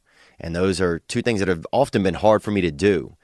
I've always been a worker, but to work hard sometimes I can get sidetracked. And to ask for help, I've always had a tough time with that. But not today, not tonight. Not today, whatever day it is, whenever you watch this. It's Sunday evening for me, November 5th, and it's Monday, November 6th for this episode of This Past Weekend. So that's what's going on, guys. We got some great callers. I'm going to hit those in a second. I also want to let you know that you can check out the patreon.com/Theo Von for extended footage from this week. I also just put up a video on there. I got some new headshots and pictures taken. Because here in Hollywood, you got to have new pictures of yourself. You got to have pictures of your face and of your, your eyes and your nose and your mouth and your hair. And you have to have pictures of you.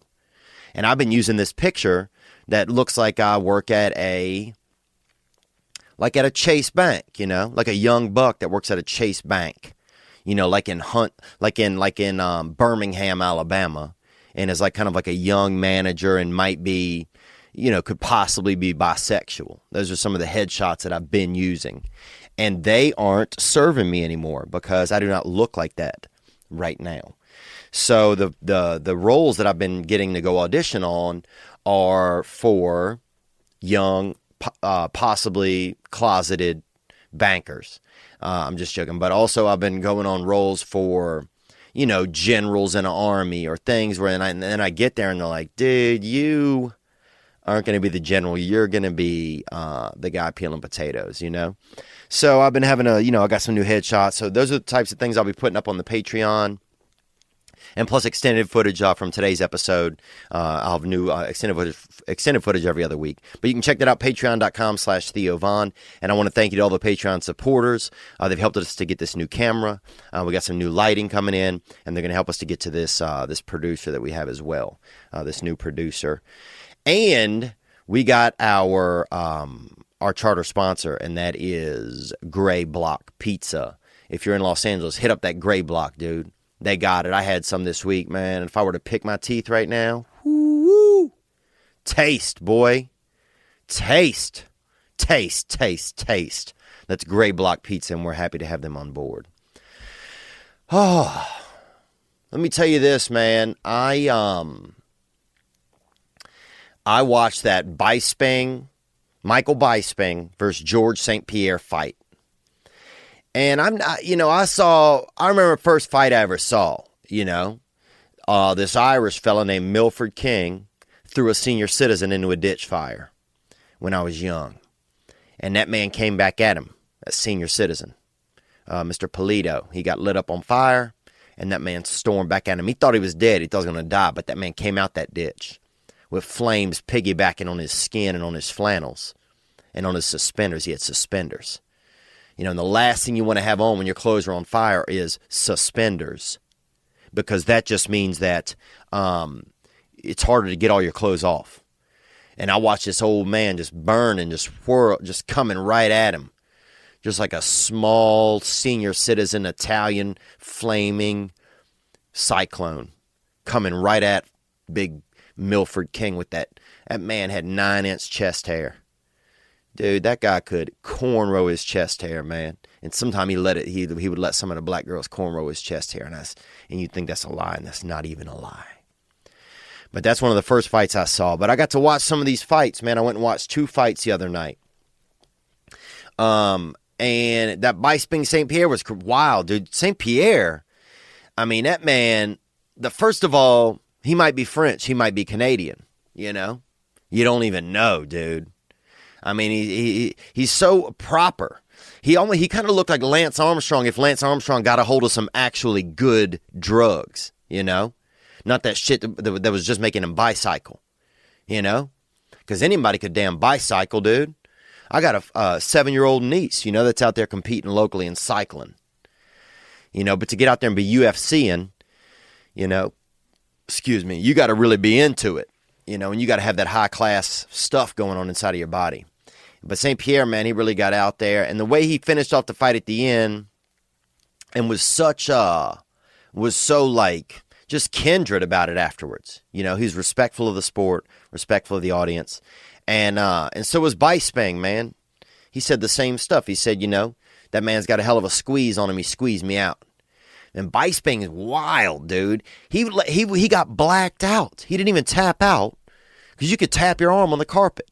If you don't want to fight anymore, you can tap your arm on the carpet, It's probably like at an old folks home. If you've had too many pills, if they pilling you up, You just give that beat down and they stop the presses on that morphine drip or on them oxys. They keep pop off them oxys. But, man, he just said, nah, I'm just going to go on all the way. I'm going to keep fighting until I'm unconscious. Man, that was incredible to see, dude. Because I will tap out before the fight starts. You know what I'm saying, dude? I will tap out. If we're supposed to fight tomorrow, dude, I'll tap out tonight before dessert. You know what I'm saying? I'll order 2 scoops of ice cream and fucking tap out right here at the dinner table. So that was impressive, man, just to see men to go to those depths, to see men go that deep and get into their brains that much. And thank you guys for joining me this time on this past weekend. I'm going to hit a call right here. We had some callers that hit the hotline. The hotline is 985-664-9503. We had some callers that hit the hotline. And we were talking about what's real, what feels real to people. And then we had a couple other calls that came in. I want to get to some of them. But I appreciate you guys. I appreciate you guys being here with me. And let's get into this call right here. Here we go. What's up, Theo? It's Devin calling again from Tampa. What's up, Devin? Thank you for calling from Tampa, dude. Tampa, if you get down there to Ybor City, I remember I was down there, and they had a lot of men. It was being gentrified. The downtown there, Ybor City, or Ybor, or Y-B-O-R, Ybor, was being gentrified, and also gentrified by predominantly gay gentrymen. So it was wild because you had this neighborhood that was kind of thuggish, but also there was a lot of, homosexual men running around, and no offense if you're a homosexual man, I might be homosexual when I get older, So don't take that out of my cards until I've played them all. You know what I'm saying? Don't take that out of my deck and don't judge me until I've played them all. But so you had this wild mix down there of thugs and men that was trying to catch that D, or catch that, not all of them trying to catch that, but at least trying to catch a hug or look you in the eyes for a long time. Then that's natural during a conversation. And I got out there and I kept having these dreams when I was living there, while I was staying there for a week, that I was getting jacked, because they had a lot of thugs and gangbangers. And that I was getting jacked by gay gangbangers, I kept having this dream that a dude would run up behind me and be like, give me all your money and let me suck on your dick for a second, And I kept having that dream. And then the guy he took my wallet. He made me jerk off into my own wallet and took my wallet. So that's how that dream ended up. But anyhow, that's some of the stuff that I went through whenever I was, being down there by Tampa. But let's go on, Devin. Thank you for calling. I left you a voicemail earlier, but I was all over the fucking place, so I'm calling you again, fucking taking a mulligan on that last one. And that's fine. I know sometimes if people hit the hotline, it can be a little nerve-wracking just leaving a voicemail, not knowing, if it's going into the ether or what. So I appreciate that. Onward. But I wanted to call, maybe talk about what's real, as you said last episode. I was in Tallahassee last weekend with my friends, and it got me thinking of, what's real and just what's important to me. Because, we were just sitting on the couch doing whatever and, just talking shit. And now, doing whatever sometimes can be drugs, or it can be, rare. I guess you could just be doing nothing also, nothing or drugs. Let's hear more. And I think that's what's real, and that's probably the only thing that's real right now. You just have so many opinions on complete opposite sides of each other, and both sides, politically or just whatever, just seem to be so ridiculous these days. I can't even find myself having opinions anymore, Oh, that's interesting. Yeah, it's like, is it even worth having an opinion anymore? It's almost kind of nice. It's almost like nobody wants to really hear anybody's opinion that much anymore, especially if your opinion has to be right, if you have to be right, oh, you know it all, do you, guy? Wow. Well, I'll be darned. Yeah, it's tough. It is. It's almost exhausting even to have opinions. That's interesting, man. Appreciate you sharing that thought. Let's hear the end of this call. So what me and my friends, I think we tend to do and, value humor so much is because, we just really sit back and observe and just really make fun of it all. And that's a good thing to do, man. There's a lot of good making fun of it all. Now, the problem I notice out here in Los Angeles is a lot of them making fun of it all is it's so one-sided. I mean, you can't really be universal these days I feel like in humor. Well, in humor you can try, but it's tough, man. It's very hard for people these days to see other people's perspectives or to really want to try to. And that's really tough for a lot of people. But yeah, is it worth even having opinions? Maybe it's not. Maybe it's a time when we can take a break from having some strong opinions, and just get into what makes us feel good. But yeah, spending time with your friends, that is pretty real, man. A buddy of mine, he's a musician. He does music and he can do the piano and he can do, I think, different types of instruments. I have to ask him. But he invited me over to watch the fights. And at first I was like, I don't know if I'm going to go. And it didn't have anything to do with my friend. It just had to do with me.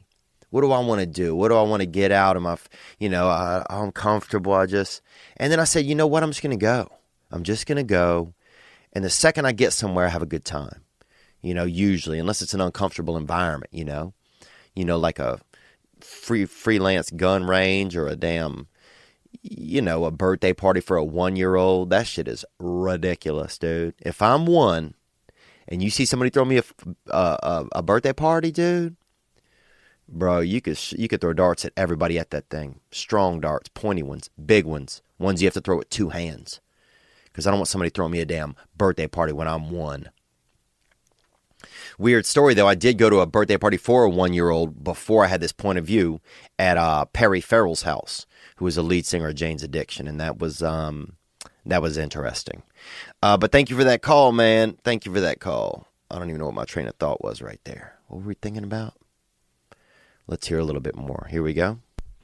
Hey, Theo, what's going on, man? This is Pete from Pennsylvania. Pennsylvania Pete! What's up, brother? How you feeling? You feeling good?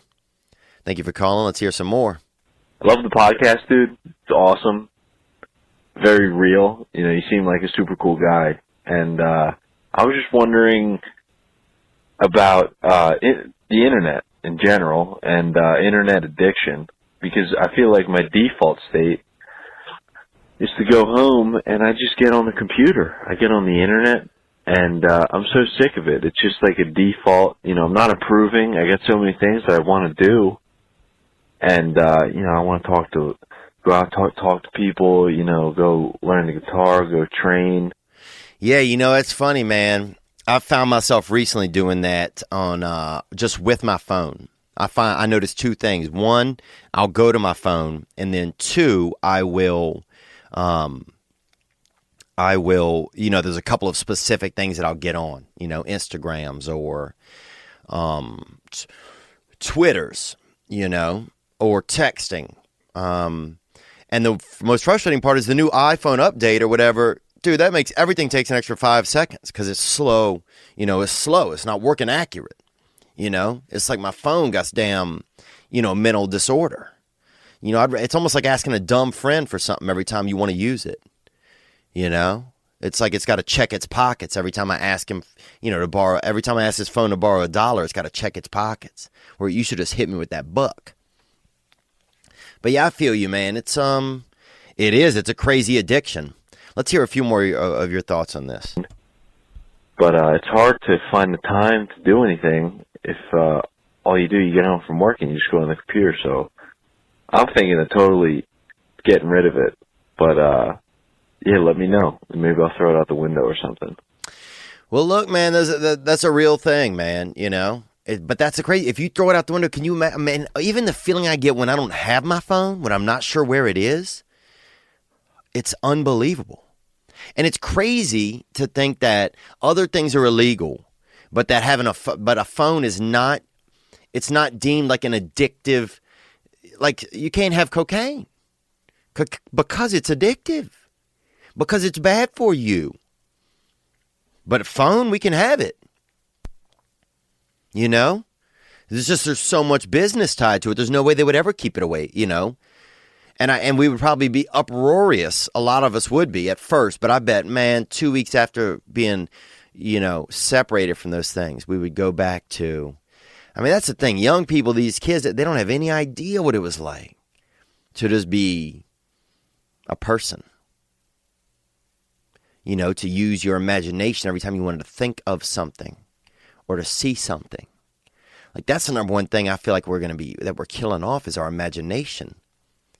Like, how is imagination supposed to survive, through time, like genetically, in the face of technology? I don't see how it can. I mean, I was talking to my niece, and she's 7 or 8. Hell, she might be 9, dude. I'm kind of a mid-range uncle. And I wonder, I was asking her about, I said, use your imagination. She's like, what is that? She's like, is that on the phone? And it just blew my mind. She thought it was an app. And it's just like, then what? When imagination is dead, man, we're locked. We're locked into advancement that's based only in, it would seem like in hardware then, only in what is tangible, very tangible. Like, I don't want to say just in technology, but I don't know, imagination used to be the thing that was the thing that kept me alive the most, was that I could escape my reality by having an imagination. And I just worry that if kids don't have that in the future, then what is that? If that doesn't evolve with us as humans, then what does it look like? What does it look like when there's no imagination? When the only thing you're able to see is only what's in front of you. And that when you go look inside your brain to create something for yourself, you're unable to. It's bizarre. It's bizarre. It's like at what level of a phone is it still helpful to us? I don't find it that helpful. But then with that said, I'll be blasting out a link to this. I'll be posting something from this on Instagram or Twitter or Facebook. So it's like certainly of use, but is it as addictive as a drug? Everyone's addicted to the phone. Addicted. But then were there other things people were addicted to when they first came out? Shoes, spitting on somebody. Dude, I bet a long time ago people were like, no, I would never spit on somebody. And then somebody spit on somebody and somebody's like, oh, fuck yeah, I'm spitting on somebody. Or the first person that showed up with shoes, I'm sure everybody's like, what the fuck? Constance is afraid to have her feet on the earth. What a nutcase, She likes to, she likes to be upstairs, but only like a half inch upstairs, And Constance has on shoes. But then now, Constance was a damn Constance Conquistador, She was a pioneer because everybody have shoes on. Or the first person to grow their eyebrows out. Because if you look at a lot of pictures and stuff on cave drawings and all that hieroglyphics, a lot of people, they don't have eyebrows. They don't put eyebrows on people.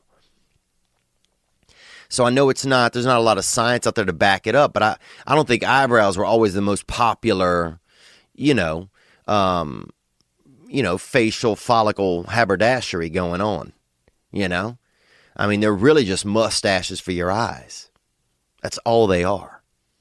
And I think there was probably somebody came along, that first day, a guy who'd been living out on his own for a little bit, maybe ate some plants that made him feel kind of, erotic. And he got wild. And he came in with that good, And that's how I think that, having eyebrows really took over. With some dude, got shroomed out. And, for probably like a month.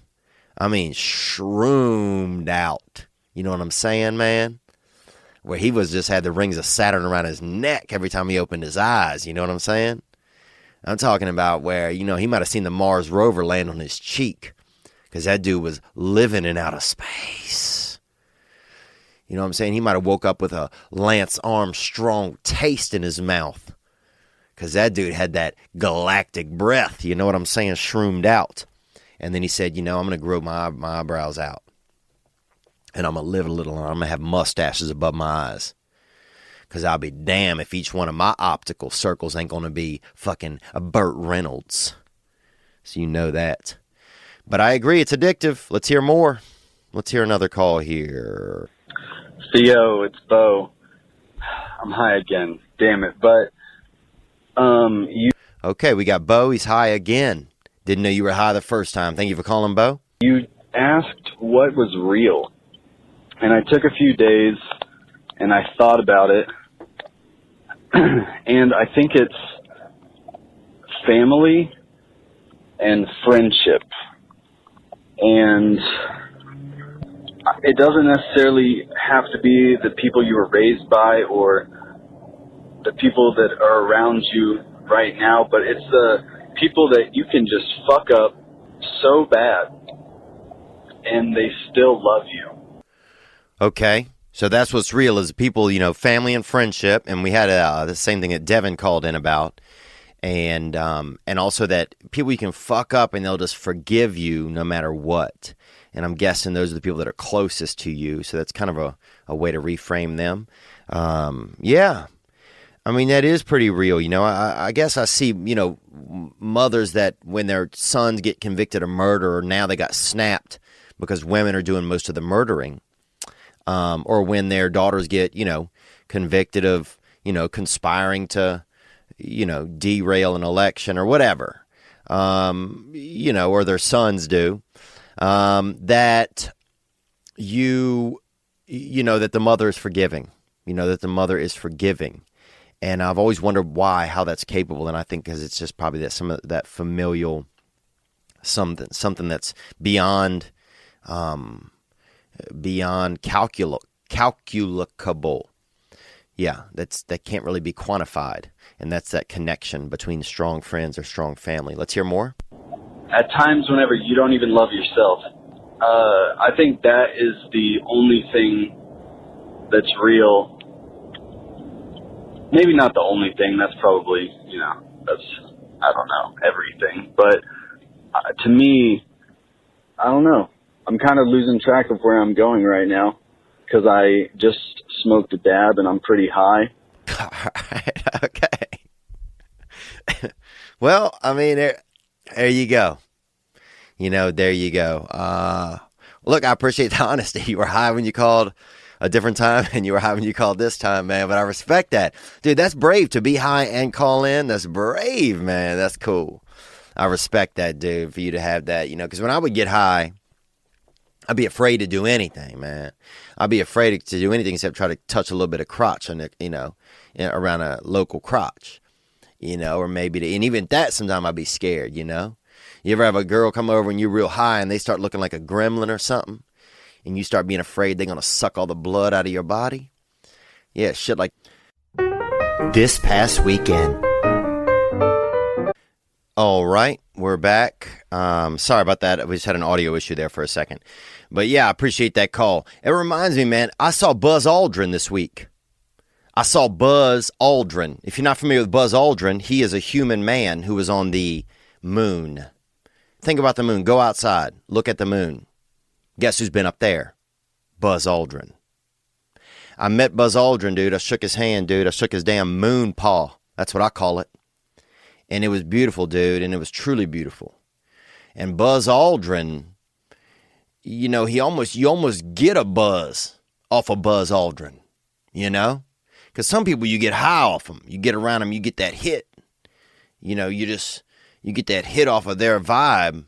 And next thing you know, what I'm saying, you're a living Thanksgiving, You got that energy going through you, You got them turkeys clucking down in your ducats. You know what I'm saying?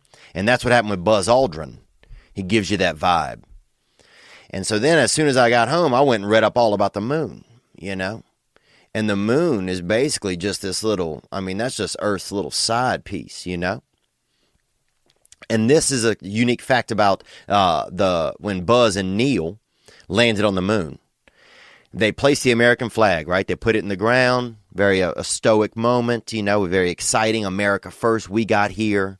And then they got back in the shuttle and they pressed whatever buttons, closed everything up, shut down shop, closed the moon roof at that point, and took off back to Earth. But whenever they pressed the thrusters or whatever, the propulsion from the jets to get them back off of the moon's surface knocked down the flag. So literally, as they're flying, they're looking out the window, and the fucking flag fell down. And they're like, what, fuck? And that's it. And they couldn't go back. There's no way to turn around. So if you want to know sometime what it's like to just live in that, sometimes everything's not perfect. Not even for Buzz Aldrin or Neil Armstrong. Sometimes you go to the moon and you have a plan of how it's going to be, and it's not. And I'll be honest, that's how I felt starting the podcast today, dude. I didn't have a fucking plan. But sometimes you don't have a plan. You got to go anyway. So that's what we're doing. But I met Buzz Aldrin, dude. And I remember meeting him. And will he remember meeting me? I doubt that. Let's hear another call. What's up, man? I called him last week, but there's this thing going on. We have a family friend in our community, in the Indian community, and this dude he's a millionaire. He owns a bunch of businesses. Okay, you have a family friend. It's an Indian community, Native American Indian, it sounds like, and he owns a bunch of businesses. So you have a successful Native American man who lives in your community. Let's take it forward. And he's really good. Financially. He has a family, kid, wife, and now for some reason last year he decided to hook up with one of my friend's sister. Ooh, that's a wild move because you sound like a young buck, and so now you got a financially secure Native American gentleman dating your friend's sister. Let's hear more. And he did that, and he started smoking crack. Okay, double up. And a bunch of random stuff happened to him. And now he just got out of jail from staying there for 1 year. And he left jail, and now we live in Louisville, and Norton Commons is kind of a rich neighborhood. Mm-hmm. So he had 26 guns in a Norton Common house, which is a millionaire's house. And they found crack pipes with some kind of drug residue. I'm guessing that drug residue was crack, brother. Onward. I know this sounds really stupid, but what kind of person really does that to themselves if they have everything going for them? It kind of reminds me of the Harvey Weinstein issue, but I don't know how those will be related. I mean, I'll tell you what kind. This is going to be an educated guess for me. What kind of person does that? An addict. This man is probably an addict. And you have to look at this man is probably ill. The man, obviously, if there's drugs there, he's buying guns. There's probably a lot of paranoia. It sounds like comes with a lot of that crack use. I've heard. I don't know. So that's me, guesstimating. But if you're on that crack, dude, they don't call it, they don't call it repair. They call it crack. You know what I'm saying? It's not it's not increasing the foundation. They don't call it caulk. You ain't out there smoking caulk. You out there smoking crack. Because crack will whack you out. Crack will put some chinks in your armor. Crack will break it down, literally. Crack will turn you into a San Andreas Fault person. That's what crack does, man. And so that's the answer to your question. These other things he's doing sound like dark side effects of crack, of drug use. He's chasing younger women. The chasing younger women thing, that can happen. There's something in a man where you can't always kill that off. You can't, even when you get married and fall in love, you sometimes can't escape that. That desire, to want to be sexual or do sex with something younger, something, that's more closer to, the younger side of life than the adult side. And I don't mean that in any sort of pedophilia type of way, but, you might be attracted to a younger lady, a woman, So, but yeah, that's an addict. That's your question. Who would do that? And I don't know if you're calling us to kind of tattle on this dude or what, and it's okay. I guess you just, and a lot, that's addiction. And it's the same thing with Harvey Weinstein. He got addicted to whatever was going on. Sure, he had some dirty behaviors, and he, was living in, this dude was breakdancing this dude was breakdancing on the dance floor of sin. He's out there just, this dude was probably double jointed in his dick because he's out there straight up cock twerking, and and doing the dark arts and, imposing his will onto women who did not want his will, is what he's been accused of. And but after a while, there's a sickness there. You get used to whatever you get used to it, and it's addiction. And at some points, you have to have some empathy. It's sick to see somebody do something, but it's also sad to see them be sick. And I think that's probably what you got in the neighborhood, man. You got a crack artist around you. So if you want to lace his pipe with a little bit of caulk, now you're talking business. So I think that's what you should look into, brother. But God bless you. Thank you for calling. All right, guys, we're going to get to some more calls in just a moment. But before we do, I want to have Ari Manis has just arrived, and we're going to have him in studio here in just a second. I just want to get a catch up with what's going on in his weird world. So we'll be right back with Ari Manis. This past weekend. Yeah, man, maybe having him on as a sidekick for segments might be a good idea, because it is important for us to have you. It feels good, but it feels like it's us and you. I think that's why a lot of people open up the way that they do. They just want you. Well, I don't think that that's what they want, but it seems like they don't want me. Well, what did the gentleman say? He said he wanted me just in a little baby. In doses. Baby pieces. Microdosing. Microdose of a dab. Yeah. They want a dab. They don't want a joint. Sometimes that's how it starts. Yeah. Sometimes it starts with a dab, and then they go for the joint later. That's true, and that could happen, man. Yeah. But I want to say I'm happy to have you in today, man. Thank you for coming by. Thanks for having me. It's always good to be here in the Theo Vaughn studio. Yep, that's Ari Manis, guys, is joining us today. We've had Ari on. Man, I haven't been on probably in 4 or 5 weeks. Yeah. And last we checked, you had taken a girl, you were the girlfriend. You guys had just visited I don't want to call it didn't seem like a honeymoon getaway, but a weekend trip down to down to those vaginal swap meets down there in Mexico, down to the prostitution houses. Yeah, the brothel in Tijuana. That was a fun night. But since then, we have unfortunately broken up, me and the girlfriend. Oh, really? Yeah. Okay, and what was the cause of that, do you feel like? I feel like this might be a long, boring story, but I'll just tell you it. Okay. Tell me what you think. But I loaned her some money to fix her car. Ooh.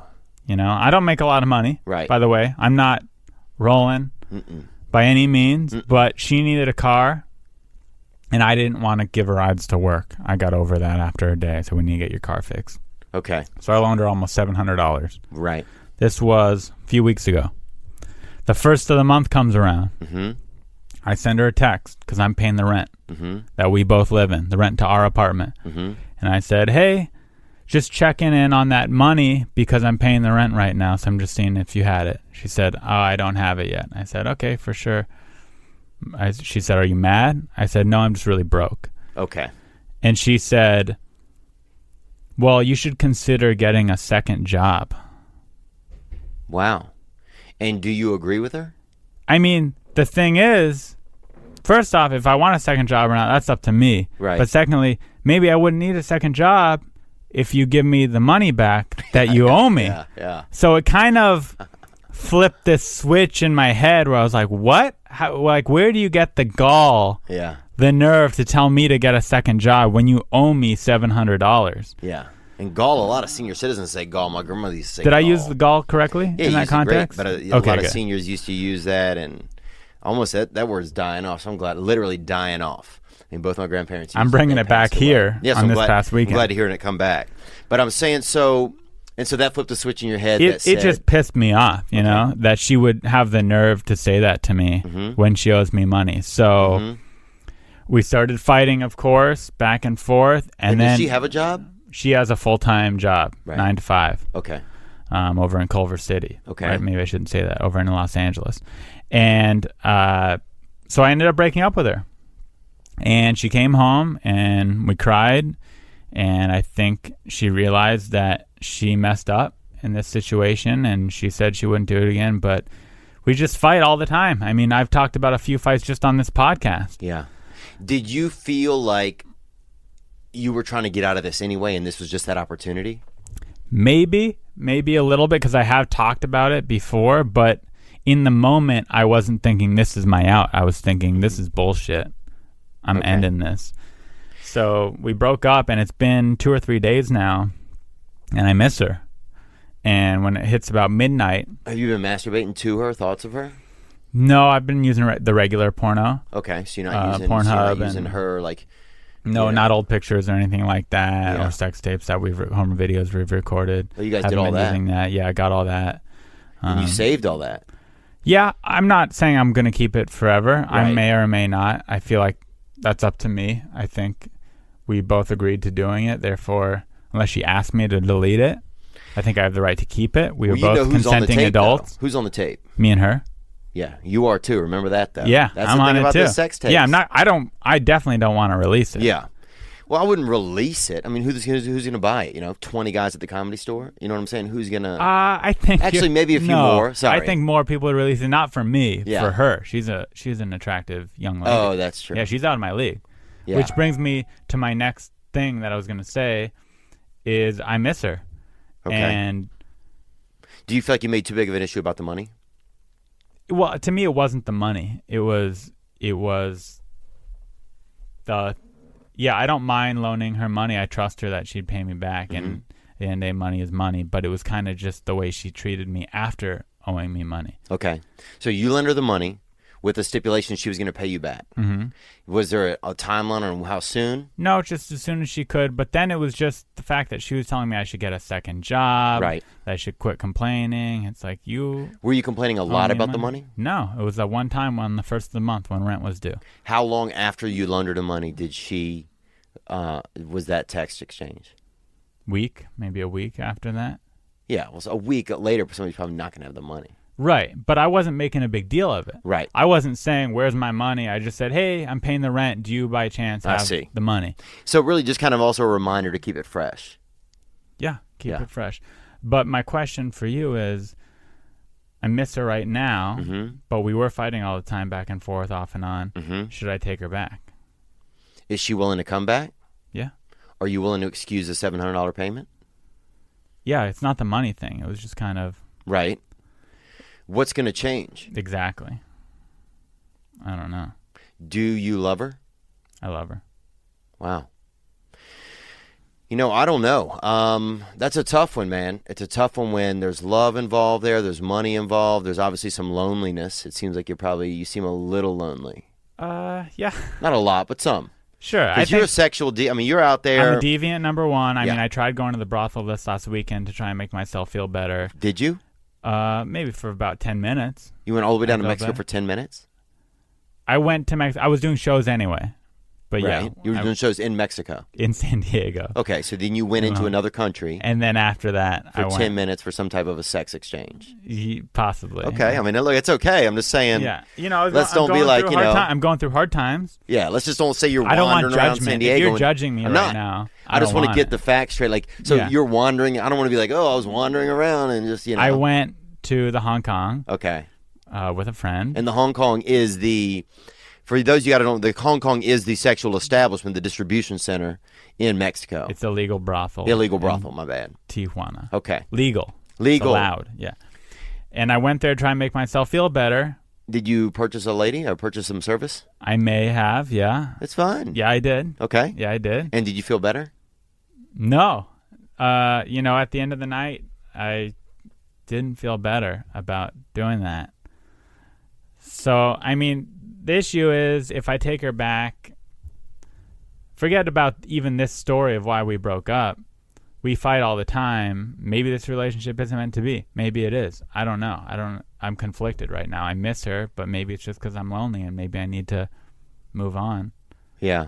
It's a tough one, man. I'm not in a relationship right now, but I'm sure that a lot of our listeners are, so I'm going to turn this one over to you guys. If you guys have thoughts or advice, is that cool with you? Yeah. Okay, I want to see what people think, man, because you're already kind of polarizing a lot of people that don't enjoy you being here, and there's a lot of people that do.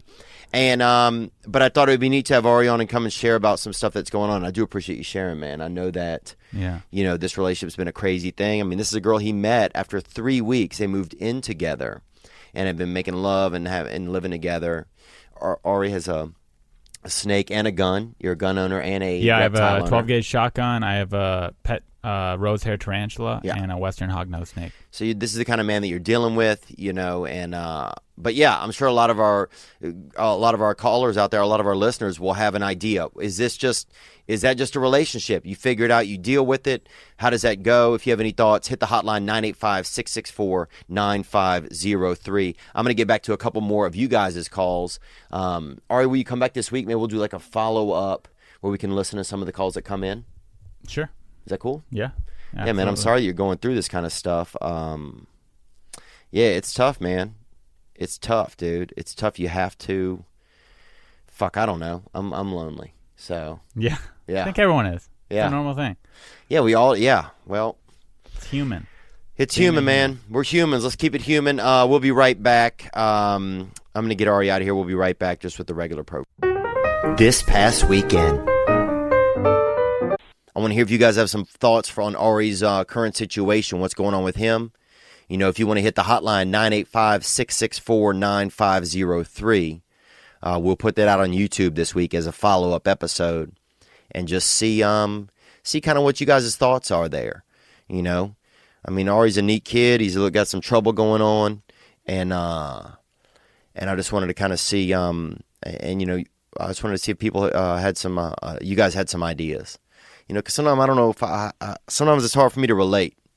Sometimes I don't really know what to say, even though I'm kind of a blabbermouth. Sometimes I don't know what to say, but this time I knew what to, but sometimes I know to turn it over.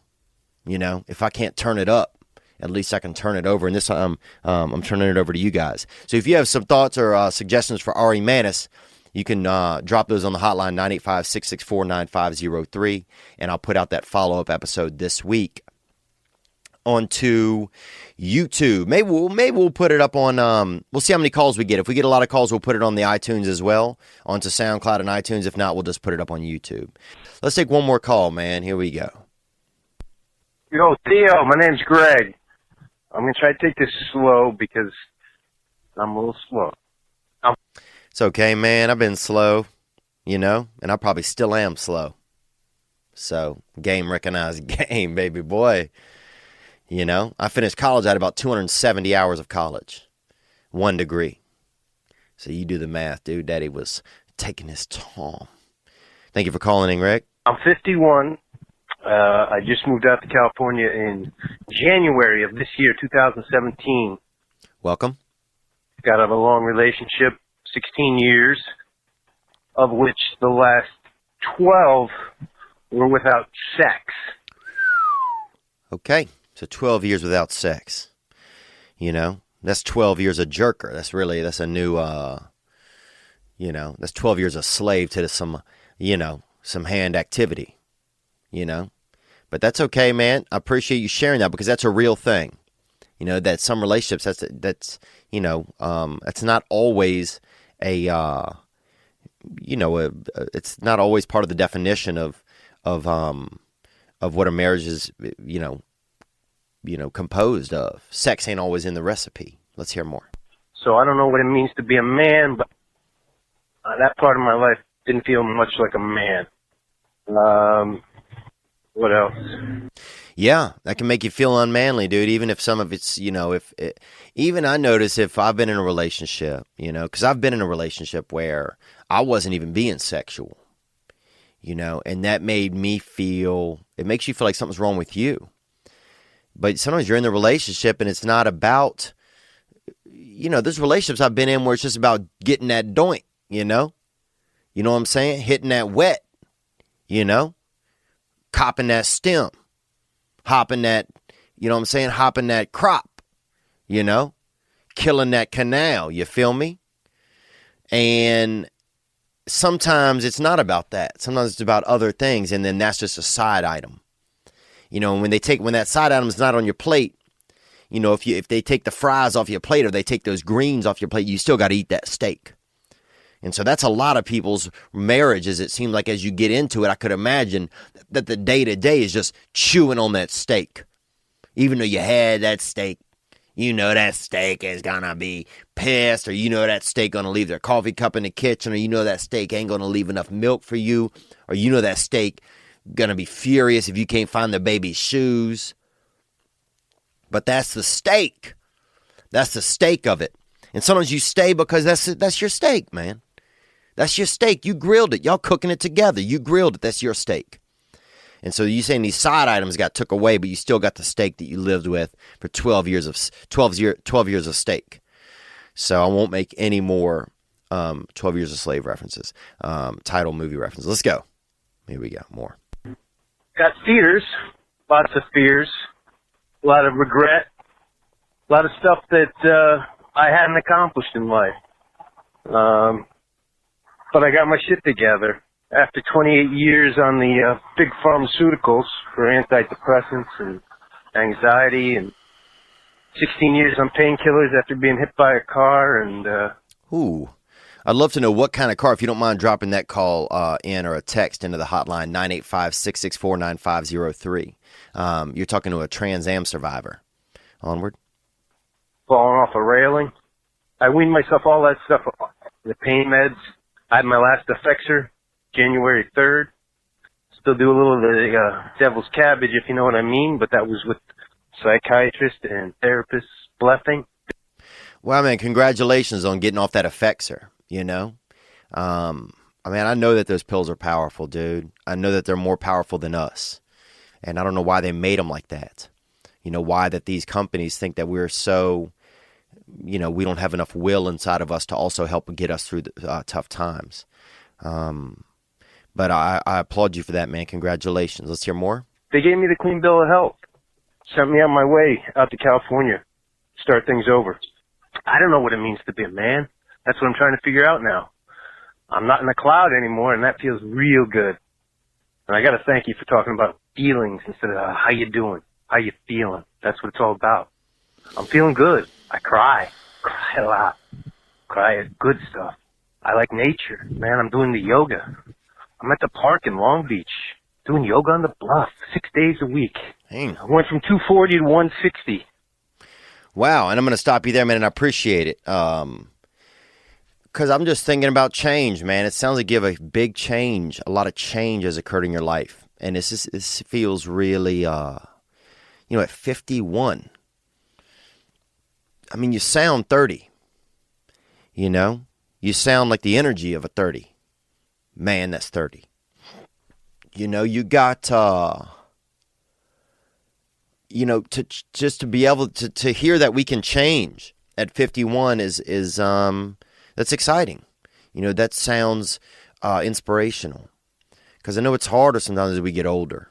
You know, it's harder we get set in our ways. But one of the biggest lies I ever heard was that a leopard can't change his spots. I don't believe that, man. I don't believe that for a second. I don't believe that whatever you're in or whatever you're stuck in, that it can't be changed. And that's why I love this call, man. I love it. And I appreciate you calling because we need to hear this. You know, whatever it is we're stuck in. You know, sometimes you just have to get through. Sometimes, you know, if you committed to a relationship, you committed to raising a child, you get through. You chew that steak. You get through it. But you can change it if things need to be changed or tidied up, you know. You know, and we try not to waste our time. You know, we try not to stay on the things that are going to derail us. You know, the pills, the antidepressants you brought up. I'm on the antidepressants, man. I'm afraid to get off.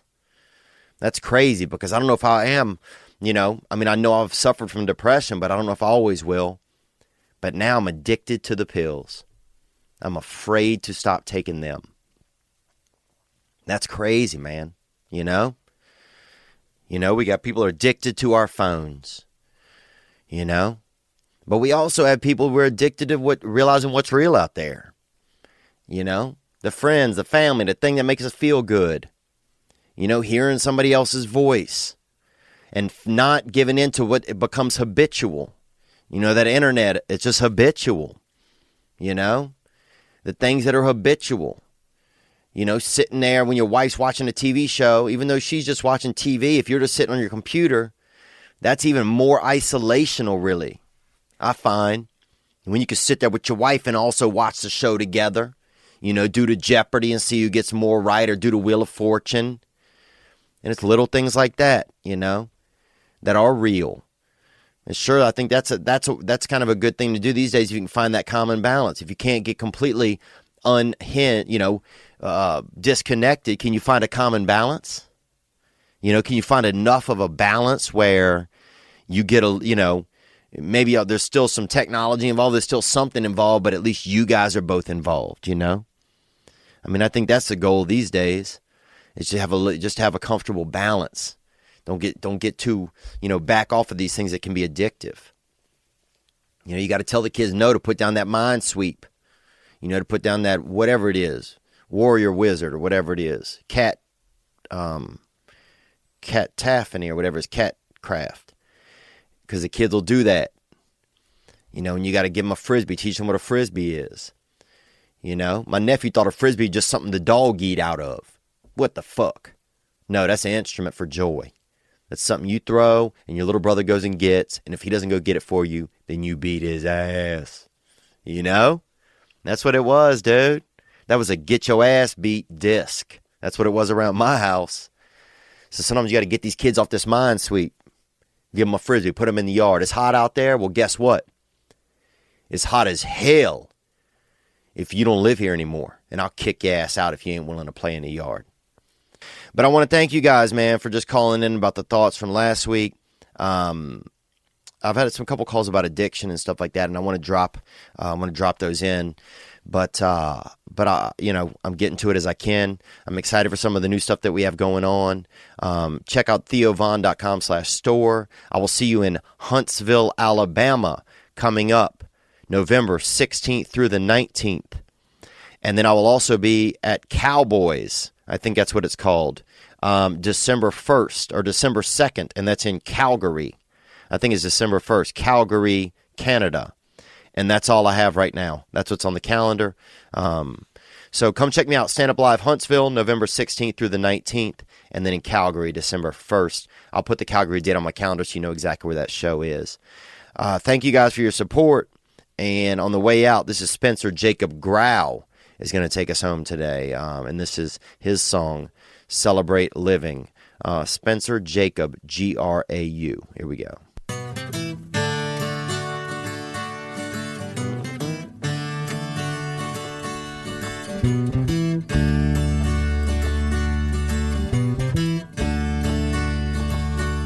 Celebrate living, celebrate misery.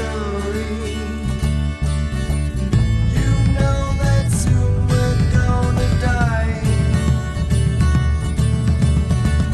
Let's have some fun while we all die. You guys be good, man. Take care of yourselves. You probably deserve it, man. Thank you, guys. I'll talk to you soon. Ladies and gentlemen, I'm Jonathan Kite, and welcome to Kite Club, a podcast where I'll be sharing thoughts on things like current events, stand-up stories, and 7 ways to pleasure your partner. The answer may shock you. Sometimes I'll interview my friends. Sometimes I won't. And as always, I'll be joined by the voices in my head. You have 3 new voice messages. A lot of people are talking about Kite Club. I've been talking about Kite Club for so long, longer than anybody else. So great. Hey, sweetheart, here's Theo. Anyone who doesn't listen to Kite Club is a dodgy bloody wanker. Do you know what I mean? Hi, I'll take a quarter pounder with cheese and a McFlurry. Sorry, sir, but our ice cream machine is broken. No! I think Tom Hanks just butt-dialed me. Anyway, first rule of Kite Club is tell everyone about Kite Club. Second rule of Kite Club is tell everyone about Kite Club. Third rule, like and subscribe wherever you listen to podcasts or watch us on YouTube, yeah? And yes, don't worry, my Brad Pitt impression will get better.